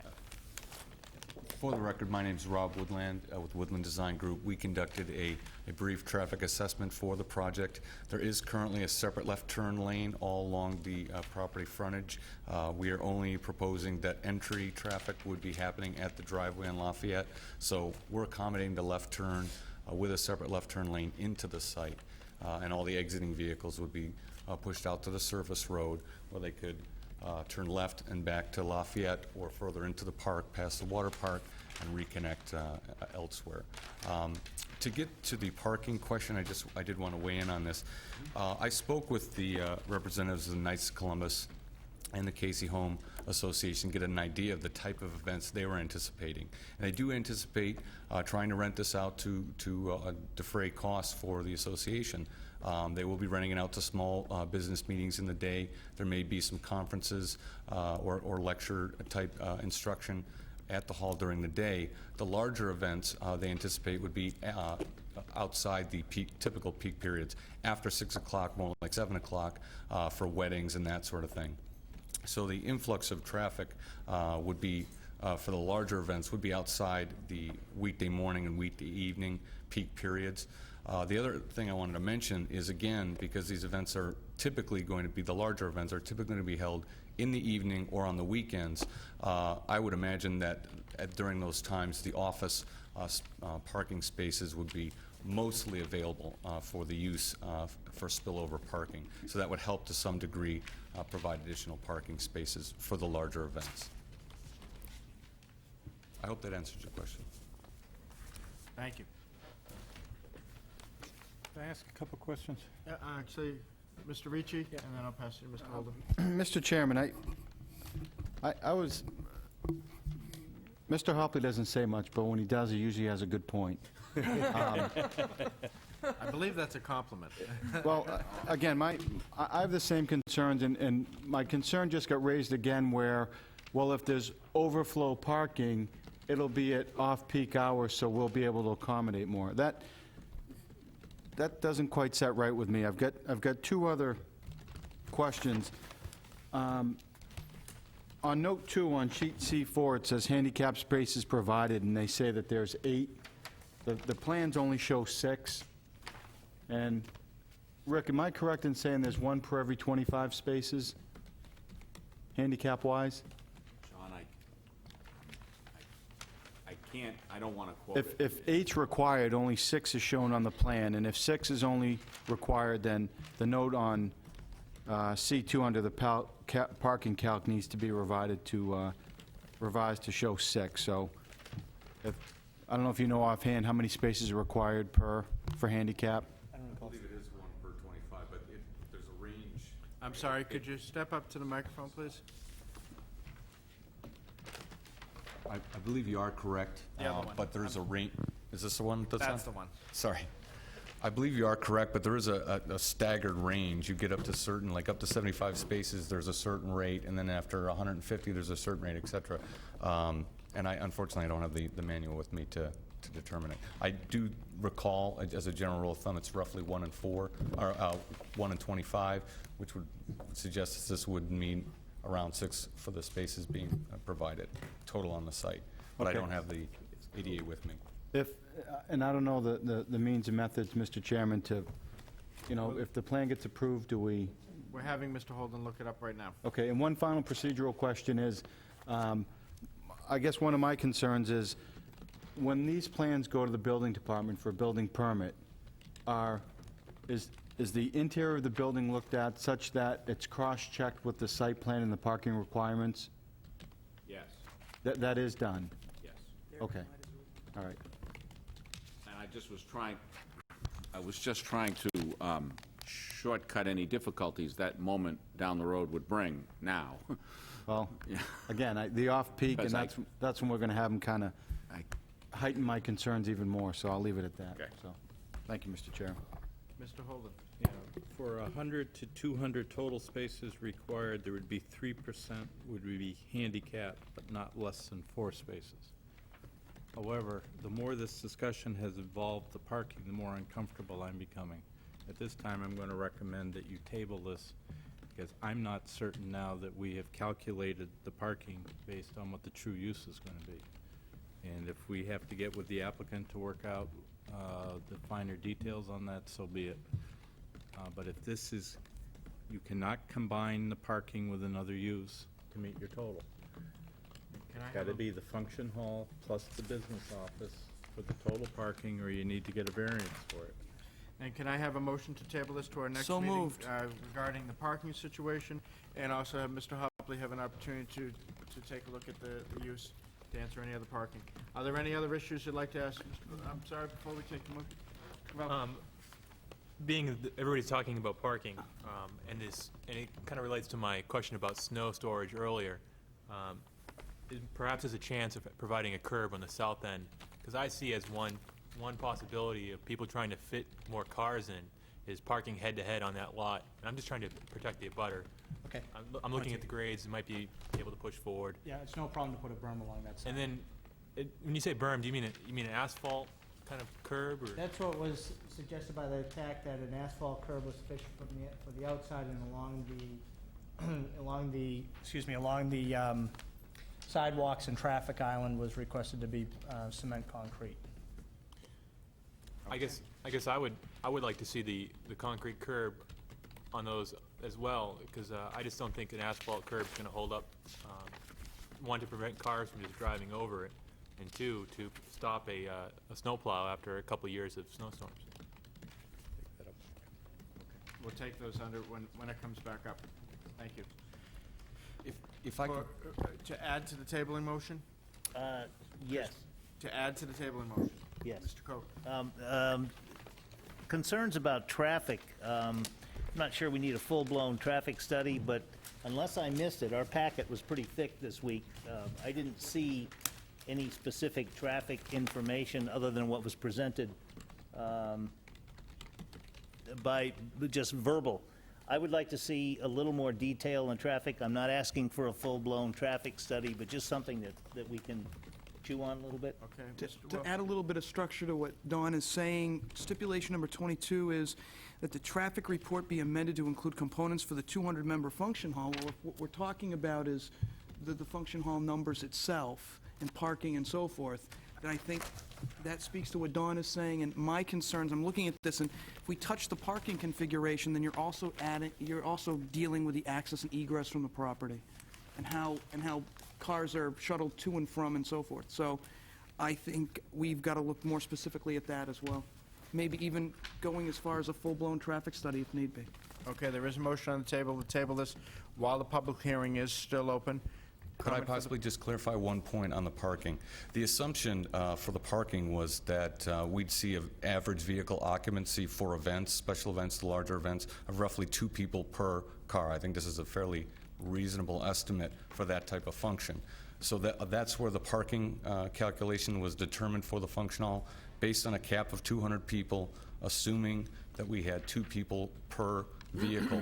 We had 100 cars allocated for the function hall. I wasn't suggesting that we were mixing and matching the parking calculations, but as a practical matter, if it were to be slightly above that vehicle occupancy ratio during the evening, the parking utilization for the office space would be well below their full, what the demand would be in the day. So there would possibly be some spillover. But the parking calculations for the function hall were determined on a cap of 200 people in the hall. So I think we've demonstrated that, at least based on assuming a cap of 200 people, we've provided the parking for that. Secondly, we did issue a traffic study. The initial traffic study, there had been requests for some additional information, specifically talking about the special event traffic. We then added that to our letter to develop trip generation estimates for that peak event traffic, and added that to our traffic study, which should be in your package. I have one copy of that letter with me, but that should have been filed with it as well.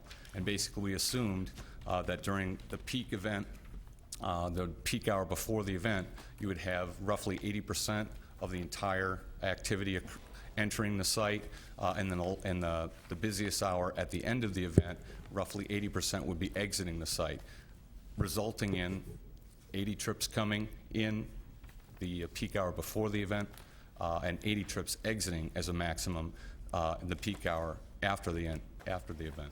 Okay. As much, and I appreciate what you've put in, but with the tabling motion of it draws to my attention that the board is still not comfortable with the information that's before them. That's why they're asking for more additional information and have more questions. So it is normal and customary that we do table. Certainly, I just want to clarify those 2 points. points. But I thank you for your clarification. I'd just like to on ask, the tabling motion? with regard to the tabling motion, and as the public hearing is still open, if we don't have this information, if I did not see it, I understand the calculation for one event, but is there an afternoon and an evening wedding on Saturday and an afternoon and an evening? You know, that kind of calculation, how many events per year, how many actual events we're going to see so that we get a If you sense? can bring that information in. Yeah. Yes, the Casey Home did provide that to me, so that's how I was able to base that on. They gave me a letter as to what they'd allow. The short answer is there'd be one large event, up to 200 per day as a maximum use of the hall. So if there was a wedding, that would be the only event that day. And they specifically stated that in the letter they gave me. And I think, assuming this motion carries, that information, we may have to embellish on it some more when you have a meeting with Mr. Holden and the planning department. Okay? So with that, I'm going to call... To give the standard so that everybody here understands it, and also with Rick, it is based on, the parking is one for every 2 persons on the maximum occupancy. So if that room could hold 400 people under the building code, then that would require 200 spaces. If it's 700, and it's for that reason, too, 350. why I think the tabling motion has been made. We're not supposed to have discussion. We haven't tabled a motion. I'm trying to stick to the rules. Did we have a second on the tabling motion? I thought we did. If you didn't, I'll do it. I thought I heard we did. On the tabling motion? I'm just asking for a clarification. Would the additional items and concerns we brought up tonight be addressed for next month's meeting? Yes, they are part of the information that we're looking for. That's all I need to know. Thank you. All those in favor? Aye. Any opposed? The chair votes aye. Also, for the record, if we had brought up some stipulations that it sounded like we would have added to it normally, if we could have those drawn back to us in our new memo. So Erosion those- control, that those are detention not- basin which- safety, and planning specifications. Correct. Yep, the What bicycle makes bicycle specific? pad, the addition of the dumpster, Yep, et cetera. motorcycle pad. Motorcycle pad. Thank you. Hayden. And unless I missed it in the packet, I don't see the traffic report that he was referring to.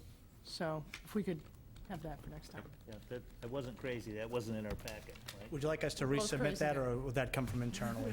Yes, you may have to, or at least, most likely, it's going to be, we're going to have to embellish on it some more. Okay. So that you'll have that brought to the meeting with Mr. Holden. Okay. Or Lucy, or whoever he deems will have that. Thank you. Very good, thank you.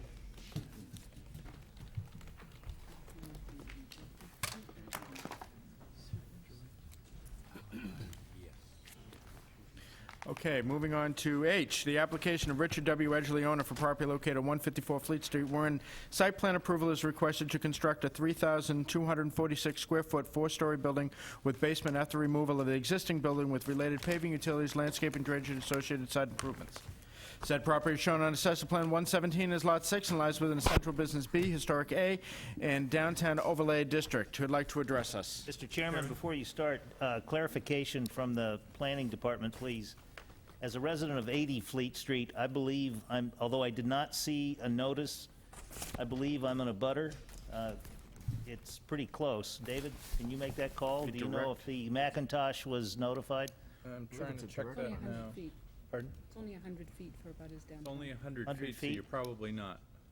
Stick around. I'm on the other end of the building, so probably the front end of the building's in a butter, but I'm not, so, all right. Break for you. Thank you. Although I'm a non-voting member, I'd like to recuse myself. There's a strong possibility in my office we'll have some work with this job. Certainly, I appreciate that. Thank you. Okay. Good to go? We're set, John. All right, thank you. John Shagnon from Ambit Engineering, Don's not representing Richard Edgley.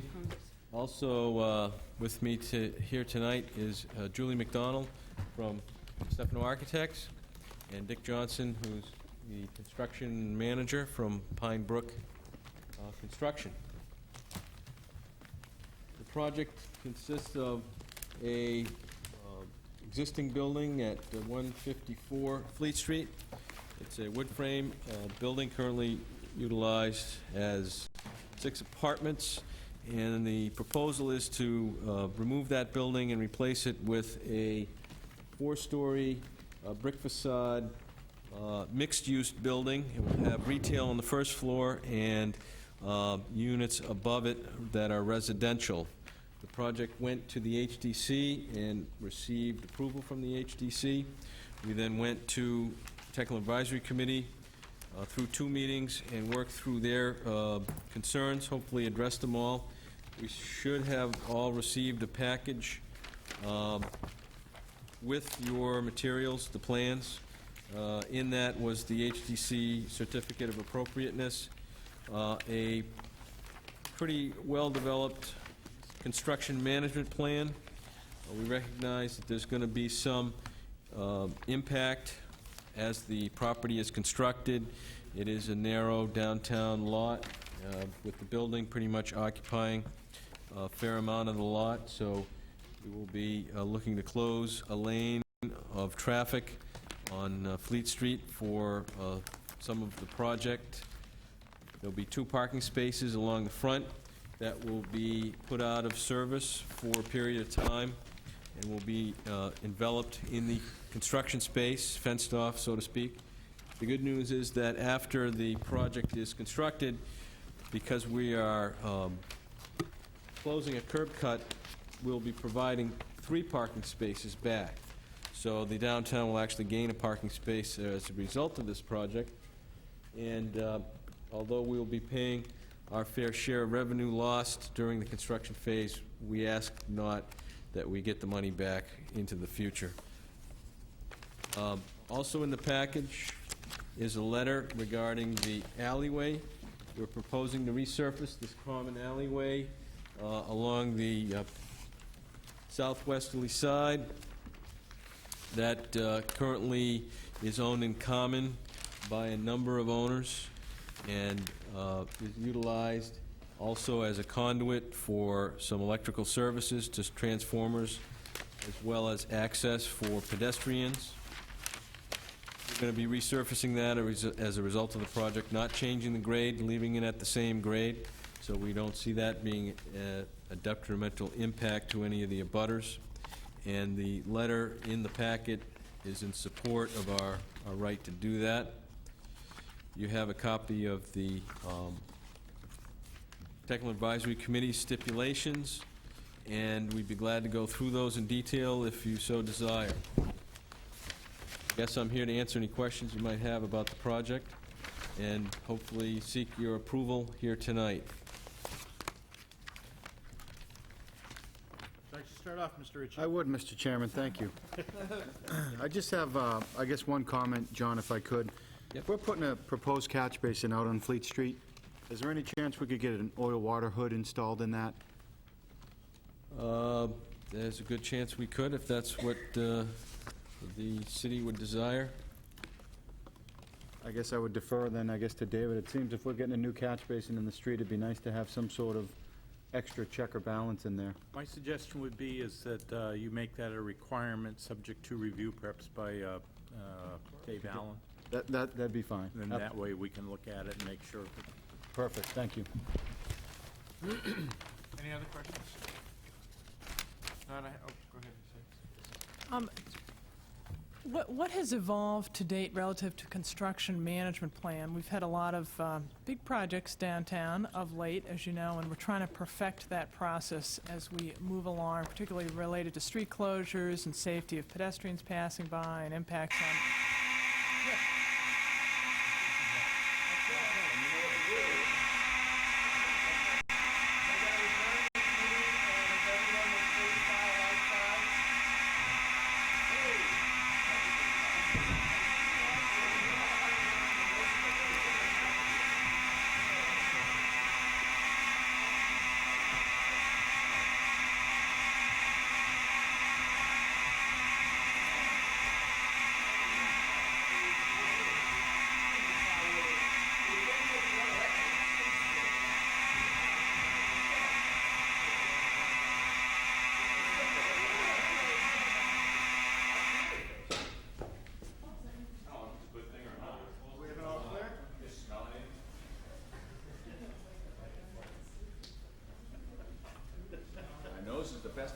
That's right. Unless I smell smoke, I ignore fire alarm.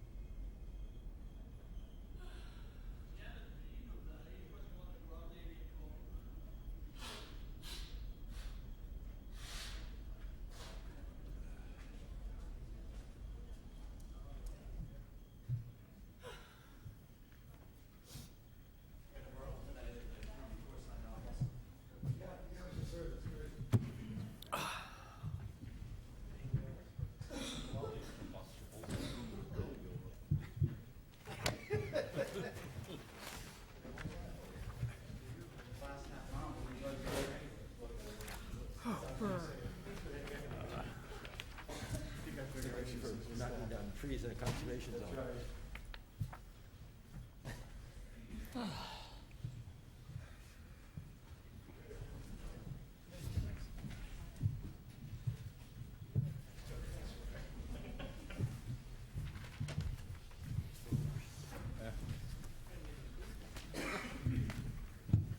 It's exciting. Only fortunately. All I can say is. If that rings again, I'm going home. We have a motion to come out of adjournment. So moved. All those in favor? Aye. Aye. Opposed? Chair votes aye. I'm sorry for the interruption at home, folks. There is not a fire here at City Hall. Everything is fine and dandy. Just seemed for some reason one of the alarms went off, so for safety's sake, we all stepped outside, got the all clear. 9 o'clock, back on track. Mr. Shagnon. I'm sorry. Ms. Hayden was in the middle of a question. We'll resume with that. Ms. Hayden. I was talking about construction management plan, which I know you have in the packet of information that's been given to us. And what I was going to say before the alarm went off was that based on our experiences with other downtown projects, what I have seen is that it's always better to have more details in these construction management plans than less. And I guess my first thought on what's been presented here is that it needs a little bit more fleshing out. And the second observation, based on past experience downtown in the last year or two, is that sometimes these things get left later in the process than they should. So I guess I would just ask for the willingness of the applicant to sit down early with the appropriate city staff and flesh out the construction management plan so that we're not, the day before you want to start construction, out there deciding things. And second thing I wanted to ask is, the other thing we've experienced with downtown projects is the need for easements for footings or overhanging components of the structure hanging over the sidewalks. And where does that stand right now in terms of easements for foundations, et cetera, with the city? In the plan set,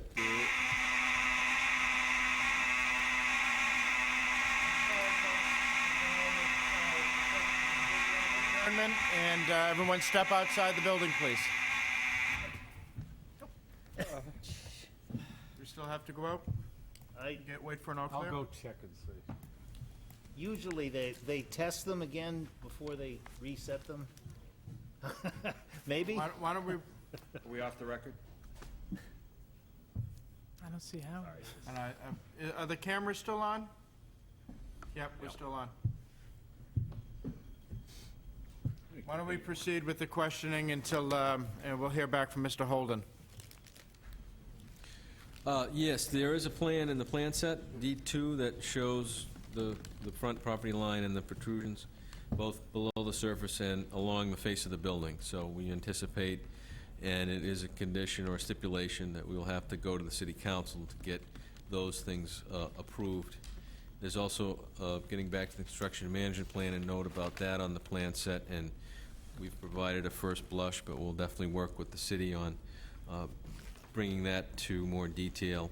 And I'm sure that as time goes by, we'll learn more and more with each project and make these better each time, too. Thanks, John. And we have received an all clear, too, so everyone knows. Thank you, Mr. Chairman. A couple of things. One, as a downtown resident, as I've said many times, we treat the loss of a parking place like a death in the family. You're to be commended for giving us back one more space, so thank you. But my concern really is more with noise. You are fully aware of the start times and ending times and days and all of that for the construction. So I'm expecting that will be adhered to. Yeah, that's clearly also depicted on the plans. So the Portsmouth noise ordinance is mentioned on the plans, and the times are You know which noted. sheet off the top of your head? Sure, I believe it's on sheet C2. Yeah, I didn't see that.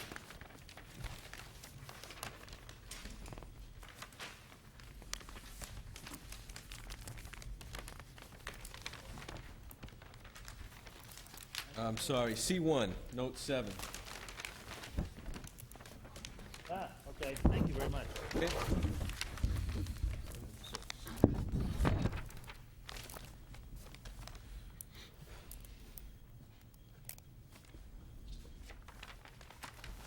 Any other questions? If not, I have... Mr. Hopley, go ahead. John, condition 12 on, from August 30th, stipulation 12, I don't see the grease trap on the plan. That's right. We don't feel that there is a place you could put an exterior grease trap. And we stated that the proposal would not include a restaurant. And to further bolster that, we added note 8 on seat 2. And I think also the TAC committee has recommended that that be a deed restriction as well. Okay, sorry. No, Yeah. that's a very good question, because it's got to be a part of the permanent record with the property as well. Okay. Any other questions? Yes, I have Mr. Srams? John, on the rear of the building, there's 5 air conditioning units in there. Are those part of the complex, or does that belong to someone else? Those are part of the adjacent building. Those air conditioning units are for the Vaughan Mall building. So it's They not... belong to them? They belong to them, and they're on their property. The property jogs in that area, so... It can be noisy. Anyone else? John, my concern is you have to plant the sod area in the rear of the building. So my concern is that becomes an alley. Is there a way for people to get into that outside of the residence? Can they come down either alley to get into that? I just don't want that sod area to become, a place where people can sneak down into, let alone the fact is do you really want to plant grass there when you're not going to have any sun? It's just going to become dirt. Is it something you may want to put a different type of drainage surface in, or what are your thoughts on it? Yeah, that might be a good point. We might want to propose more of a shade-tolerant ivy or something just to cover the ground. But to answer your first question, there's going to be a gate here along Fleet Street on the north side. That gate is going to be keypadded on the outside, but have a turn handle on the inside, because it's also utilized by number 168 for pedestrian egress. Then, in addition, there'll be a piece of fence here on the rear of the building that will go over to the Vaughan Mall building, so that will restrict access. On this side, there'll be there's a chain link fence we're going to replace that goes from the building all the way to the building. So essentially, we're closing that off. Although this one is only 4 feet high, it is well hidden from the street. Okay. There's also a gate here at the end of the passageway that will be there after the project. Okay. So that people won't be able to get into the passageway. That's usually left open during the day. So what would you recommend for, instead of having trying to plant sod there, that it's never going to grow, no light? Some sort of shade-tolerant ground cover. Is it rocks? I mean, is it just for drainage that you have that back there for? Yeah, we want to leave that area. There is some drainage coming down from adjacent buildings.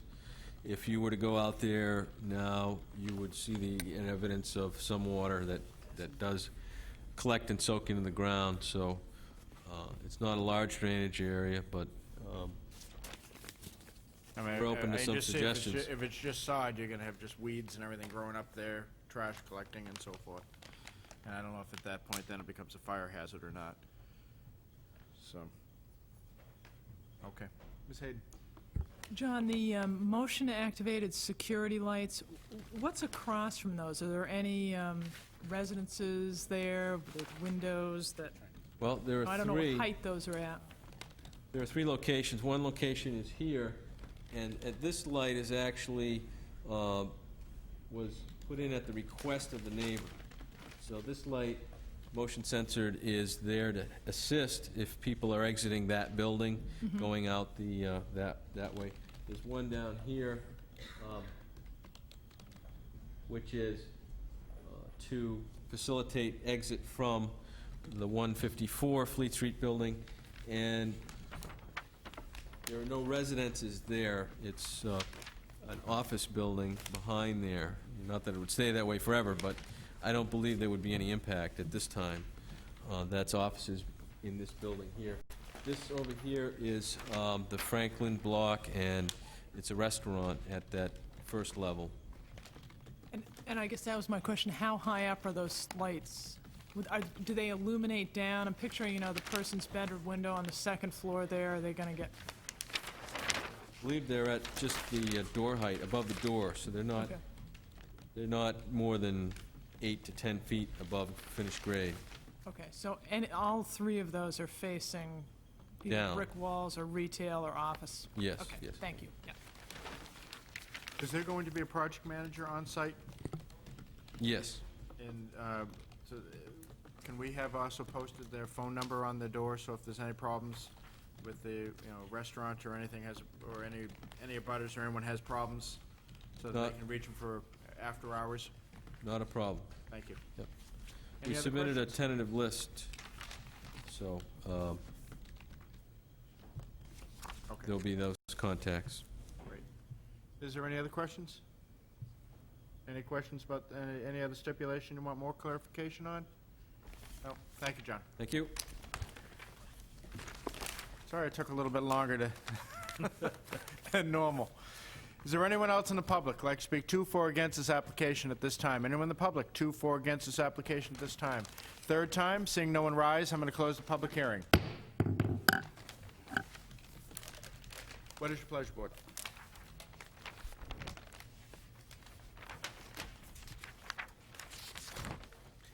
Do I have a motion, board?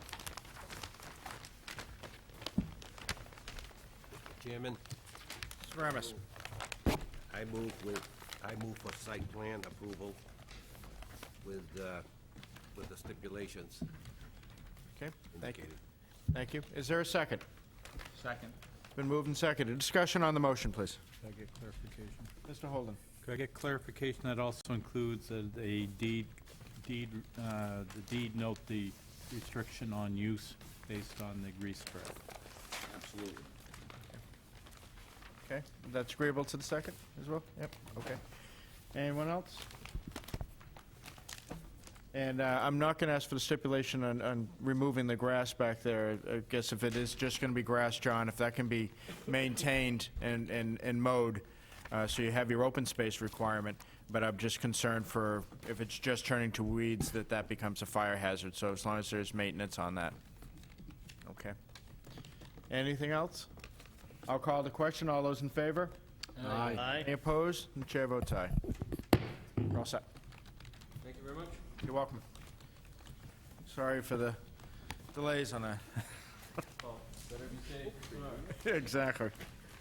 Okay, moving on to I. Yes, I, the application of Public Service Company of New Hampshire, owner, for property located at 400 Gosling Road, wherein site plan approval is requested for install a 560 linear foot by, of 12-foot inch drain in the location of an existing drainage swale, slope modifications, and installation of retaining wall with related paving, utility, landscaping, drainage, and associated site improvements. Said property is shown on Assessors Plan 214. It's Lot 2 and lies within a waterfront industrial district. Who would like to address this evening? Mr. Chairman, members of the board, I'm Rob Chindella of Donahue, Tucker and Chindella. I'm here tonight on behalf of PSNH. We're special local land use council for public service. I'm going to make a very brief introduction, and then you're going to hear from Duncan Muller of Waterfront Engineering. He, along with Steve Height of Height Engineering, engineered this project. And then you're going to hear from Randy Rudolph of PSNH. He manages the coal yard. Dick Despins, who's the station manager, is available to answer operational questions. And Stella Shively, who's senior counsel with PSNH, is also here. Just by way of introduction, the big picture on this application is this project consolidates what was historically 2 coal yards into a single coal yard. It seeks a 15% expansion of that single coal yard, And with that expansion, in both volume and area, there's going to be less coal storage than has historically existed on the site. It allows for a better, more flexible management of the coal storage. No additional traffic will be generated as a result of this project. There will be no increase in the volume of coal trucks. There will be, we expect, a decrease in the intensity and the peak of those coal trucks. And that's because presently, because of the limited capacity of the existing coal storage area, ground transportation is being used to manage the coal storage. There are the kind of three elements in play. One is vessels bearing coal coming down the river have to be unloaded.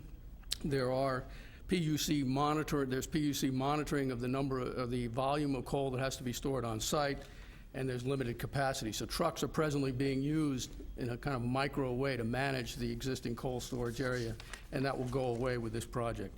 And finally, this is an area that's below the crest on the property. It's on the riverside. That will not be more visible as a result of this project, the coal storage area. There will, in addition, be no increase in the height of the coal storage area. So with that, I'm going to turn it over to Duncan, and then you'll hear from Randy, and obviously we'll answer questions. Mr. Chairman, kindly note that I'll be recusing myself. I'll be recusing myself as well. Okay, thank you. Both of our alternates are on? Tony? Good evening. Duncan Miller from Waterfront Engineers. Thank you. Good evening.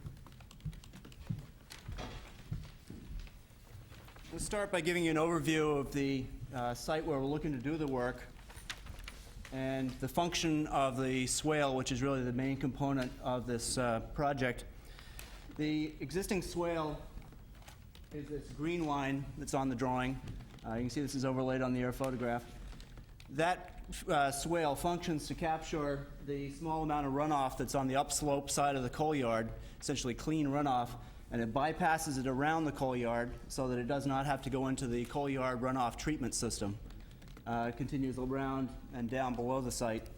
What we're proposing to do here is convert that swale, basically replace that portion of the swale with a culvert. So there'll really be no change in that flow through that area other than the reduction in the amount of runoff that's coming off the red shaded area here. Once we put that culvert in, we can fill the existing swale, and that will allow us to extend the existing coal yard membrane. There's a hypalon membrane underneath the coal yard. We'll extend that up the side slope, and that will be tied on to this red line here is an 8-foot-high steel sheet pile wall that will be driven in. And that forms an anchorage for both the membrane and the concrete pavement that goes on the top of the membrane to protect it from the earth-moving equipment down there. And then also that sheet pile wall will form a good barrier between the existing coal storage pile and the adjacent site, so it'll work well to confine that coal storage to the actual coal yard. In our analysis of this project, we did look at the runoff from the coal yard. Like I mentioned, the runoff from the coal yard itself is captured by the membrane system that's underneath the coal yard. It runs off and collects in a concrete trench on the downslope side of the coal yard, runs down and into a settling basin, which is the first stage of the treatment for the runoff from the coal yard. We did pre- and post drainage analysis, which I believe you have a copy of, for the runoff from the coal yard, and that existing basin is adequately sized to handle the runoff from the coal yard, even with this modest increase in size, I think about a 14% increase in the size of the coal yard. And that existing basin is oversized enough that it can accommodate that additional runoff with no problems. Just to let you know that the water from that settling basin does then get pumped down to the waterfront area where there's a water treatment system that treats that water before it's discharged. Another component of this project is fire protection, and we have met with the Portsmouth Fire Department, and they have no concerns with the project. The only thing they did mention was that the two existing fire hydrants that are on the western side of the coal yard, basically the project side of the coal yard, be relocated farther away from the coal pile. Those two existing hydrants, they've even said now, are too close to the coal. and they would not actually use those in a fire, so they have asked for those to be relocated. We're proposing to put one up on the top of the hill up here, and the other one by the entrance drive, the north entrance drive to the coal yard. And those are locations that were suggested by the Portsmouth Fire Department. Just as a recap on permits, we have already got New Hampshire DES wetlands permits for this project, and we did get unanimous approval from the City of Portsmouth Conservation Commission for this work. Now I'll turn it over and give you a little bit of background. Randy Rudolph from Public Service is going to talk to you about the coal yard operations. Thank you.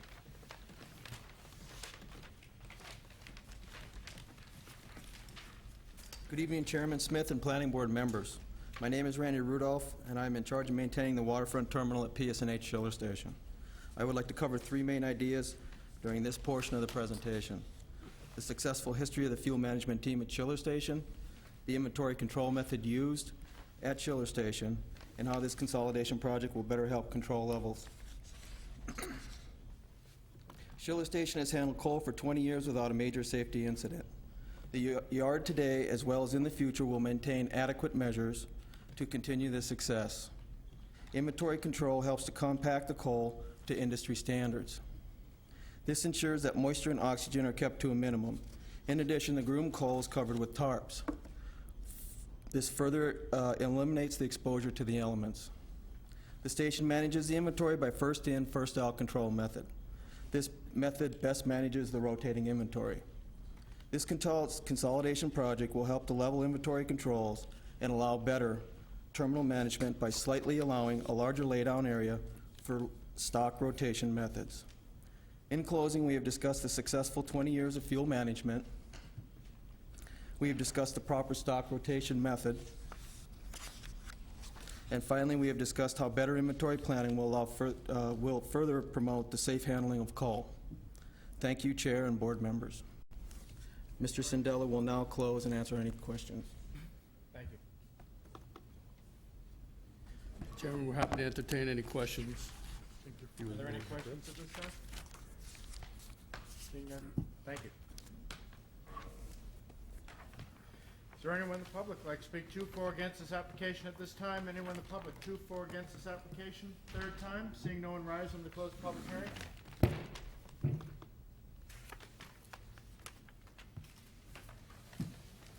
What is your pleasure, board?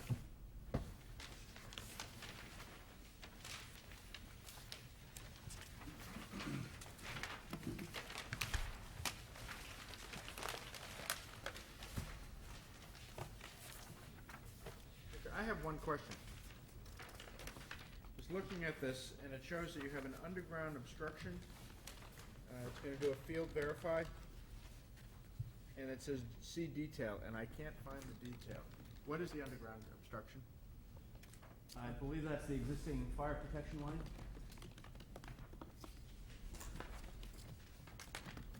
As part of the wood project, the existing fire protection line that extends down to this point did get extended and comes up this slope.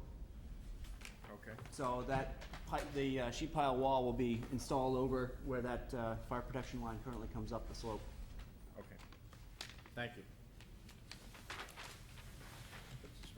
Mr. Chairman, I move that the site plan approval be granted with the 4 stipulations.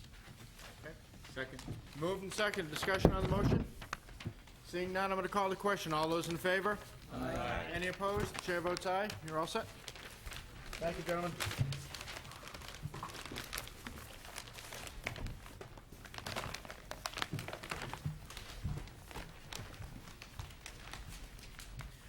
Moving on to J.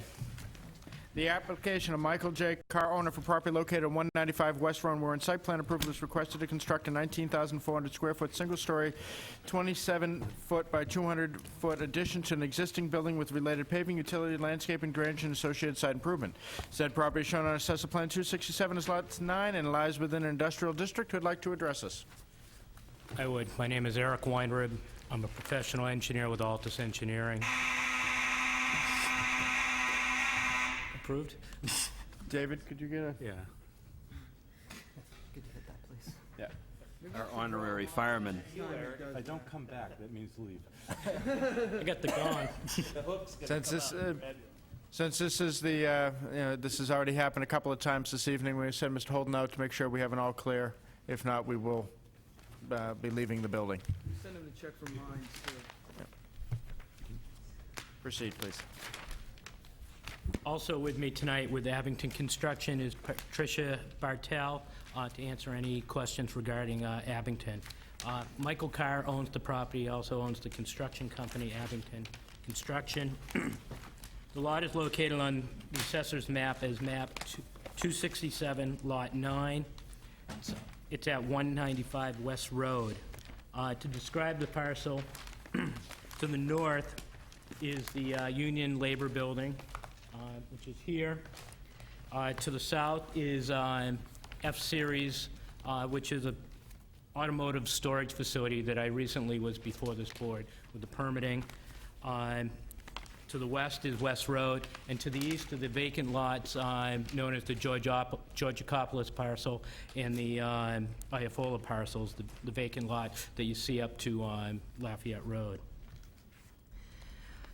Also along the back of the site is a 60-foot wide service road right-of-way that extends to other parcels in the industrial park and service for those people that right now it's just a right-of-way, and I think in the future will be extended for other projects. Parcel has a 9,875 square foot building on it right now with parking and a gravel laydown at the rear of the site. Because we're building a 19,000 square foot building with associated parking, we're going to actually be increasing the green area on the site from 19.8% to 30.9%. The reason being is that the entire back of the site is gravel now, and that's not considered open space. We're going to be providing loam and seeded areas and vegetation to enhance the site and also to increase the green area. Structure coverage right now is 5.3%. We're proposing to go up to 25.5%. Allowable in the district is 50%. Sewer and domestic water services for the light are adequate as they are now. When they originally built the building, they considered the fact that they were going to expand it. So there's a clean out in the back of the building low enough that will allow them to internally plumb the facility and expand it. They're going to have some floor drains, so we're going to have an internal grease and grit trap to trap anything that would be traveling through those floor drains, and a detail is shown on the plans for that. Because the building's being expanded and it's going to have a construction component to it, we're going to be providing a new fire suppression service, so the entire building will be sprinkled. New underground electric service for the building will be provided from full off the south side, going underground to a transformer pad next to the existing building. As far as landscape buffer around the parcel, part of the F-Series approval was that they would provide a chain link fence with vinyl slats, so that would be the south side. When Mr. Carr did his building in 1987, he planted a dense white pine buffer along the northern side, and along the back, along the right-of-way area, not to the edge of his property, we're going to be providing a chain link fence with vinyl slats as well. And we're also going to provide some landscape improvements, just putting some trees in the site and so forth, enhancing the front as well as putting some pines around the site.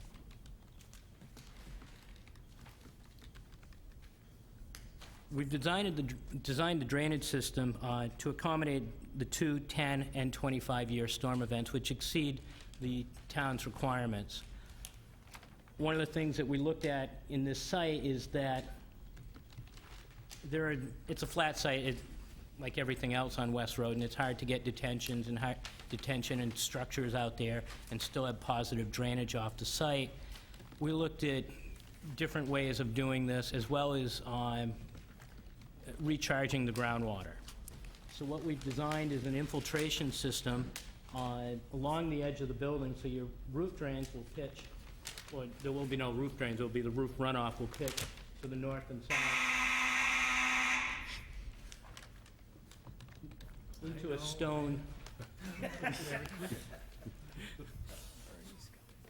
stone infiltration basin, and then that will have a perforated pipe through it, which the water will collect, and if it does actually fill up, then it will discharge into the city drainage system. We've designed it so that you're going to have most of the capacity within the stone and the pipe, so that that's where you're going to get your detention. It's going to be a subsurface detention with infiltration. Sheet flow off the parking lot towards these infiltration areas and then around the sides. There is a flow that comes across the Georgiopolis parcel.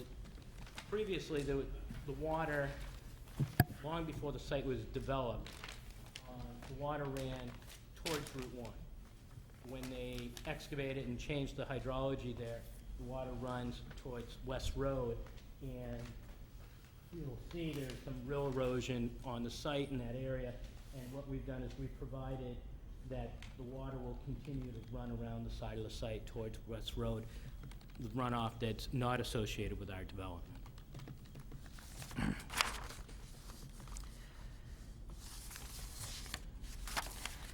We were before TAC, and TAC had 7 stipulations, and we've addressed those. The first one was that they wanted to know what, on our legend, RWW meant, and that means retaining wall wood. We have a little wood retaining wall along the edge of the entrance to the front of the building. We've provided an oil grit separator detail to the plans. We've added screening around the dumpster in the back, and we've added do not enter sign and a one-way sign to more control the access as people traveling around the site. It's intended for one-way travel, that the office personnel will be in front, but people working in the back will travel in from the north and around out, so we have signage to control that. The people that will be traveling there are regular employees, so it's not getting the general public in there. So once they start going there, they're going to know how to travel to the site. The 6th stipulation was we have added a note saying that there's existing floodlights on the buildings, and we're going to have those replaced, as well as put new lighting in that will meet dark sky-friendly type lights. And the last stipulation was actually on the plans already, stating that the city will get a copy of the NOI and the NOT for the permits. That concludes my presentation. Thank you. Sorry for the interruptions. Just so everyone knows, there are fire trucks are outside in for the 1895 building, so there is fire out there, but not a fire, but the fire apparatus is out there. We haven't been asked to leave the building. No. So. Nor has Elvis. Nor has Elvis. Huh? Oh, yeah. Plus, we got a fireman right. No. I'm heading for that door. I'm off. So, again, are there questions for the applicant at this time? Mr. Hopley, please. I do. Eric, one of the stipulations talked about the oil water grease separated detail being added to the plan, and I noticed that on C6 you have added that to the plan. However, I couldn't find where that's used. It's going to be an internal structure. Inside the building? Yes. Then how does its outfall tie in? Where does that? It's going to be all internally plumbed.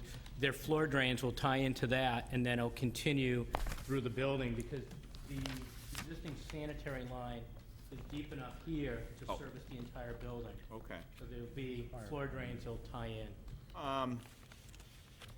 Maybe you could add a note, or maybe even show the, because you look for you got 3 structures listed on C3, And then maybe a fourth structure and just indicating internal to the building, see detail on, I mean, sort of to close the loop of where it is. Certainly. My plumbing inspector will be looking for it, and I'll be able to take him to this plan and say, see, that's where it is. Anyone else? I have a couple questions. Mr. Ricci. Eric, a couple questions. One is, I didn't see any erosion control on the plan anywhere. Yeah, we have the notes on the plan and in the details, but yeah, I don't necessarily show the exact locations. Okay. The other thing is, did you do any analysis of the existing on-site soils to use an infiltration trench? Yeah, actually, we did a geotech report, Gillespie did it, and our analysis was more we had done the analysis, made some assumption because the Gillespie report was following behind, and our assumptions are more conservative than the Gillespie report. And also, if you look through the analysis, what we're discharging back into the ground per the analysis is minuscule. It's .01 CFS. It really... That's from your roof runoff? Yeah. Most of the storage, or most of the runoff, is going into the storage area of the perforated pipe and the stone around it, and then, according to the analysis, will continue out. But in reality, as the small storm events, it's all going to percolate into the ground. Okay, and one last question. It looks like you got catch basin 1 that goes down to catch basin 2, that goes to catch basin 3. What happens after catch basin 3? Good question.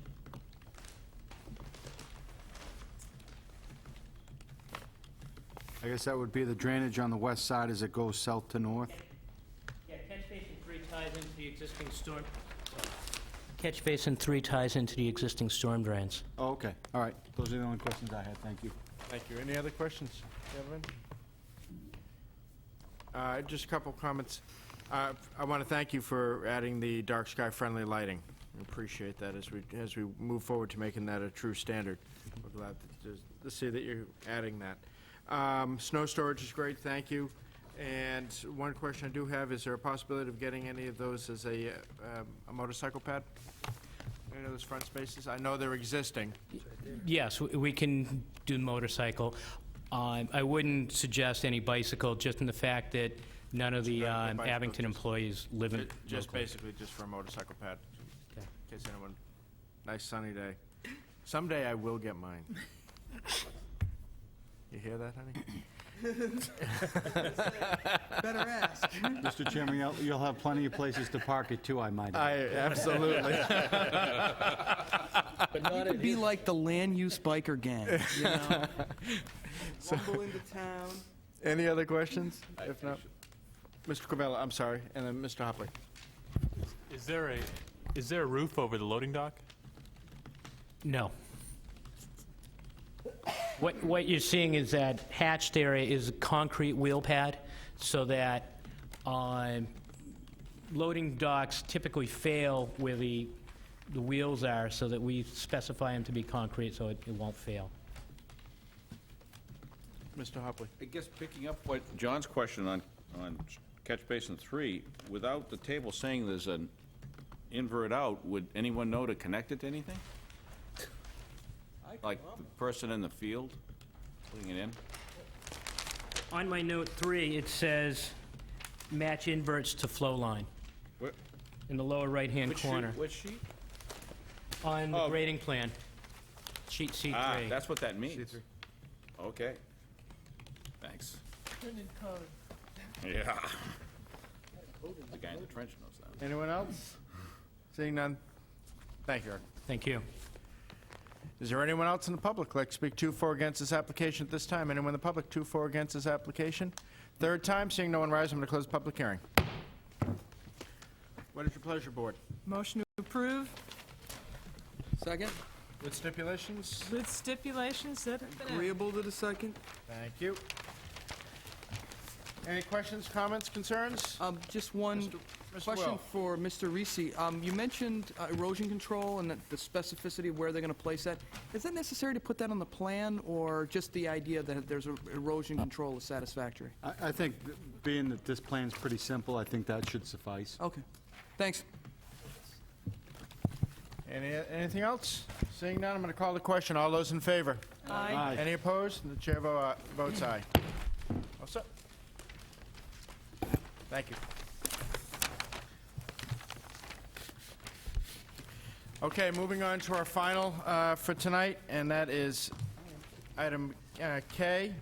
A public meeting is convened to consider an amendment to the zoning map to rezone land located off Banfield and Constitution Avenue from office research to industrial. Said property is shown on Assessor Plan 274 as lots 1A, 1C, 1D, and 2.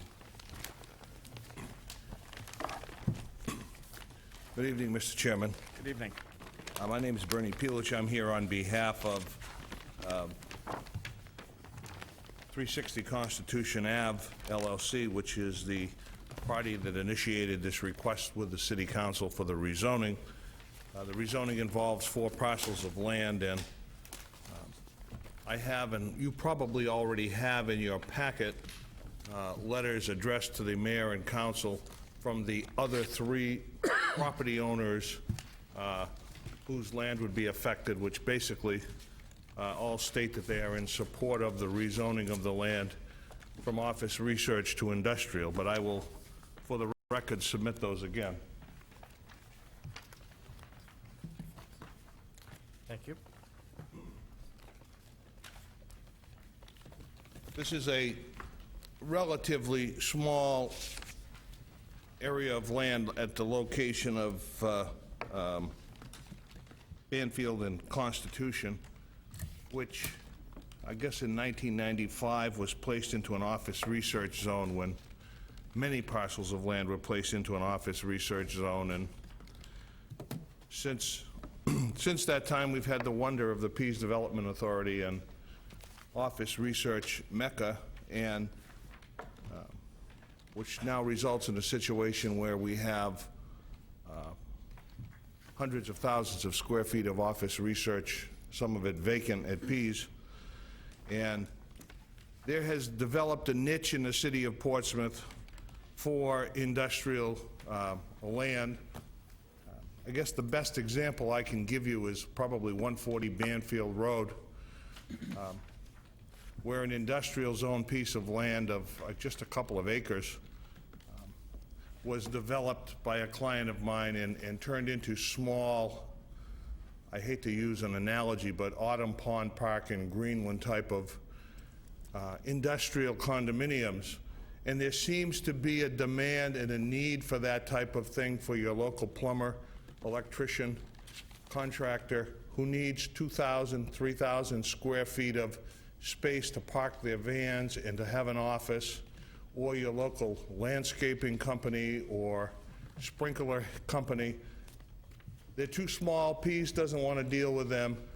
They're not big enough to own their own piece of land in an industrial park, yet 6 or 8 of them would make a fairly good-sized building in an industrial zone. And that's what we're trying to capture here, is to be able to find suitable tenants for this type of a use in this zone. And it can happen very quickly if the property is rezoned from office research to industrial. Whereas, as you know, much of our OR property sits vacant or is seeking variances for other types of use in the city. We've submitted the matrix to the department. The department has submitted their comments and responses. We believe that it's appropriate for the board to act upon this evening and make a favorable recommendation to the city council that the rezoning go forward. If you have any questions, I'd be happy to answer them for you. Thank you. Thank you. Any questions? Thank you very much. Is there anyone else who would like to speak in the public meeting? Anyone else would like to speak? Seeing no one else, I'm going to close the public meeting. Mr. Chair? Mr. Will. I'd like to make a motion to recommend to the City Council to change the proposed lots to the industrial, from office research to the industrial zone. Second. Thank you. Moved and seconded. And just to speak to my motion very briefly, As you all know, in the master planning session, I had serious concerns that we were losing piece-by-piece industrial land throughout the city. Industrial land is, at least in modern times, is an opportunity for us to create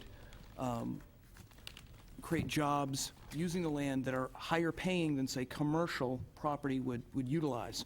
And I like the idea of having small offices that the small business person who can't be touched by peas is able to use. And it means that that's a higher amount of income coming into the city, not just from the business owner, but from the workers that work that land as well. Okay, thank you. Before we proceed, I just do want to make one correction on a memorandum that was put out to us, and that is regarding it's our second one, that it's not Deer Street. Yeah. Okay. We can make that change. Ms. Hayden? I was going to say the same thing. We're good. Oh, okay. See? Great minds think alike. Councilor Freddie. I would just make a comment that we've been challenged because we can't get industrial uses that work, and this is a good example of what does, and I think Ray is right. I'm continually concerned and pleased, by the way, concerned and now pleased to see the memorandum of Tainer and Associates, which we'll get to later, to address the further use of office research. My concern is that if we drag our feet with the reanalysis of office research in general, not with regard to the proposal before us this evening, that we will see nibbling away by variance without an appropriate policy, so the sooner the better, and in particular with regard to office research. But this particular use in an industrial setting serves a need of the smaller service-type industrial uses. That's great. Perfect. Thank you. Any other discussion? Was there a second to the motion? Yes, second. Oh, thank you, George. Then seeing it, no other discussion, I'll call the question. All those in favor? Aye. Aye. Any opposed? The chair votes aye. Yay for industrial land. Well, we still finished up earlier than I expected. Yep. But we did say that we were going to table the rest of the meeting? Correct. What Because I there would was some- suggest you do is you table all the remaining items to your November 17th meeting. Okay. Is there a motion? So moved? Second. Moved and second to table the rest of the city council referrals and request and new business to our next regular meeting. All those in favor? Aye, but I have a question, and that is, at what point are we starting to push ahead without getting through it? I'm just curious. What I was going to suggest next was that we were going to ask you to schedule a work session with Mr. Tainer for your next meeting. My suggestion is you have the materials. Why don't you continue to review them? If you have discussion or comments, share them with the department. And I'd like to ask if the board would to set a work session of approximately 1 hour with Mr. Tainer prior to the start of your next meeting, perhaps 6:30 to 7:30, which would allow you to get into that. Then when that item comes up, if you feel like all the issues are addressed, we could move forward with it, or you can continue to work on it, but we won't have lost any time at that Okay. point. And my next, before I finish calling the question, how's our agenda shaping up for next month? Actually, your next TAC meeting is only about 4 or 5 applications, so it should be less than what you have now, even with the addition of those. Okay, thank you. If I could just ask of the chair to harp on this again, because I don't have a lot of pet peeves, but it's the one that I do have.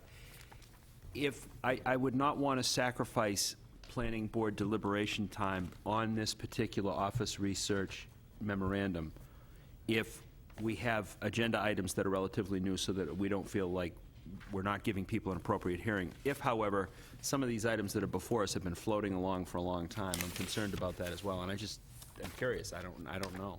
Since you've tabled these would be the first items taken up. We have nothing, we have no other business that's currently on the table, other than what we're placed on the table this evening. Okay. And these ones here. Thank you. And actually, those applications will go to the end of the line for the new applications that came in, since they were tabled at their request. So you'll start off with that item. Thanks. Hopefully with a work session first, and then right into that. Okay. Any opposed? And the chair votes aye. With that, do I hear an adjournment? So moved. Second. Second. Good night, everyone. Thank you. Here's why I'm a pain in the neck about this.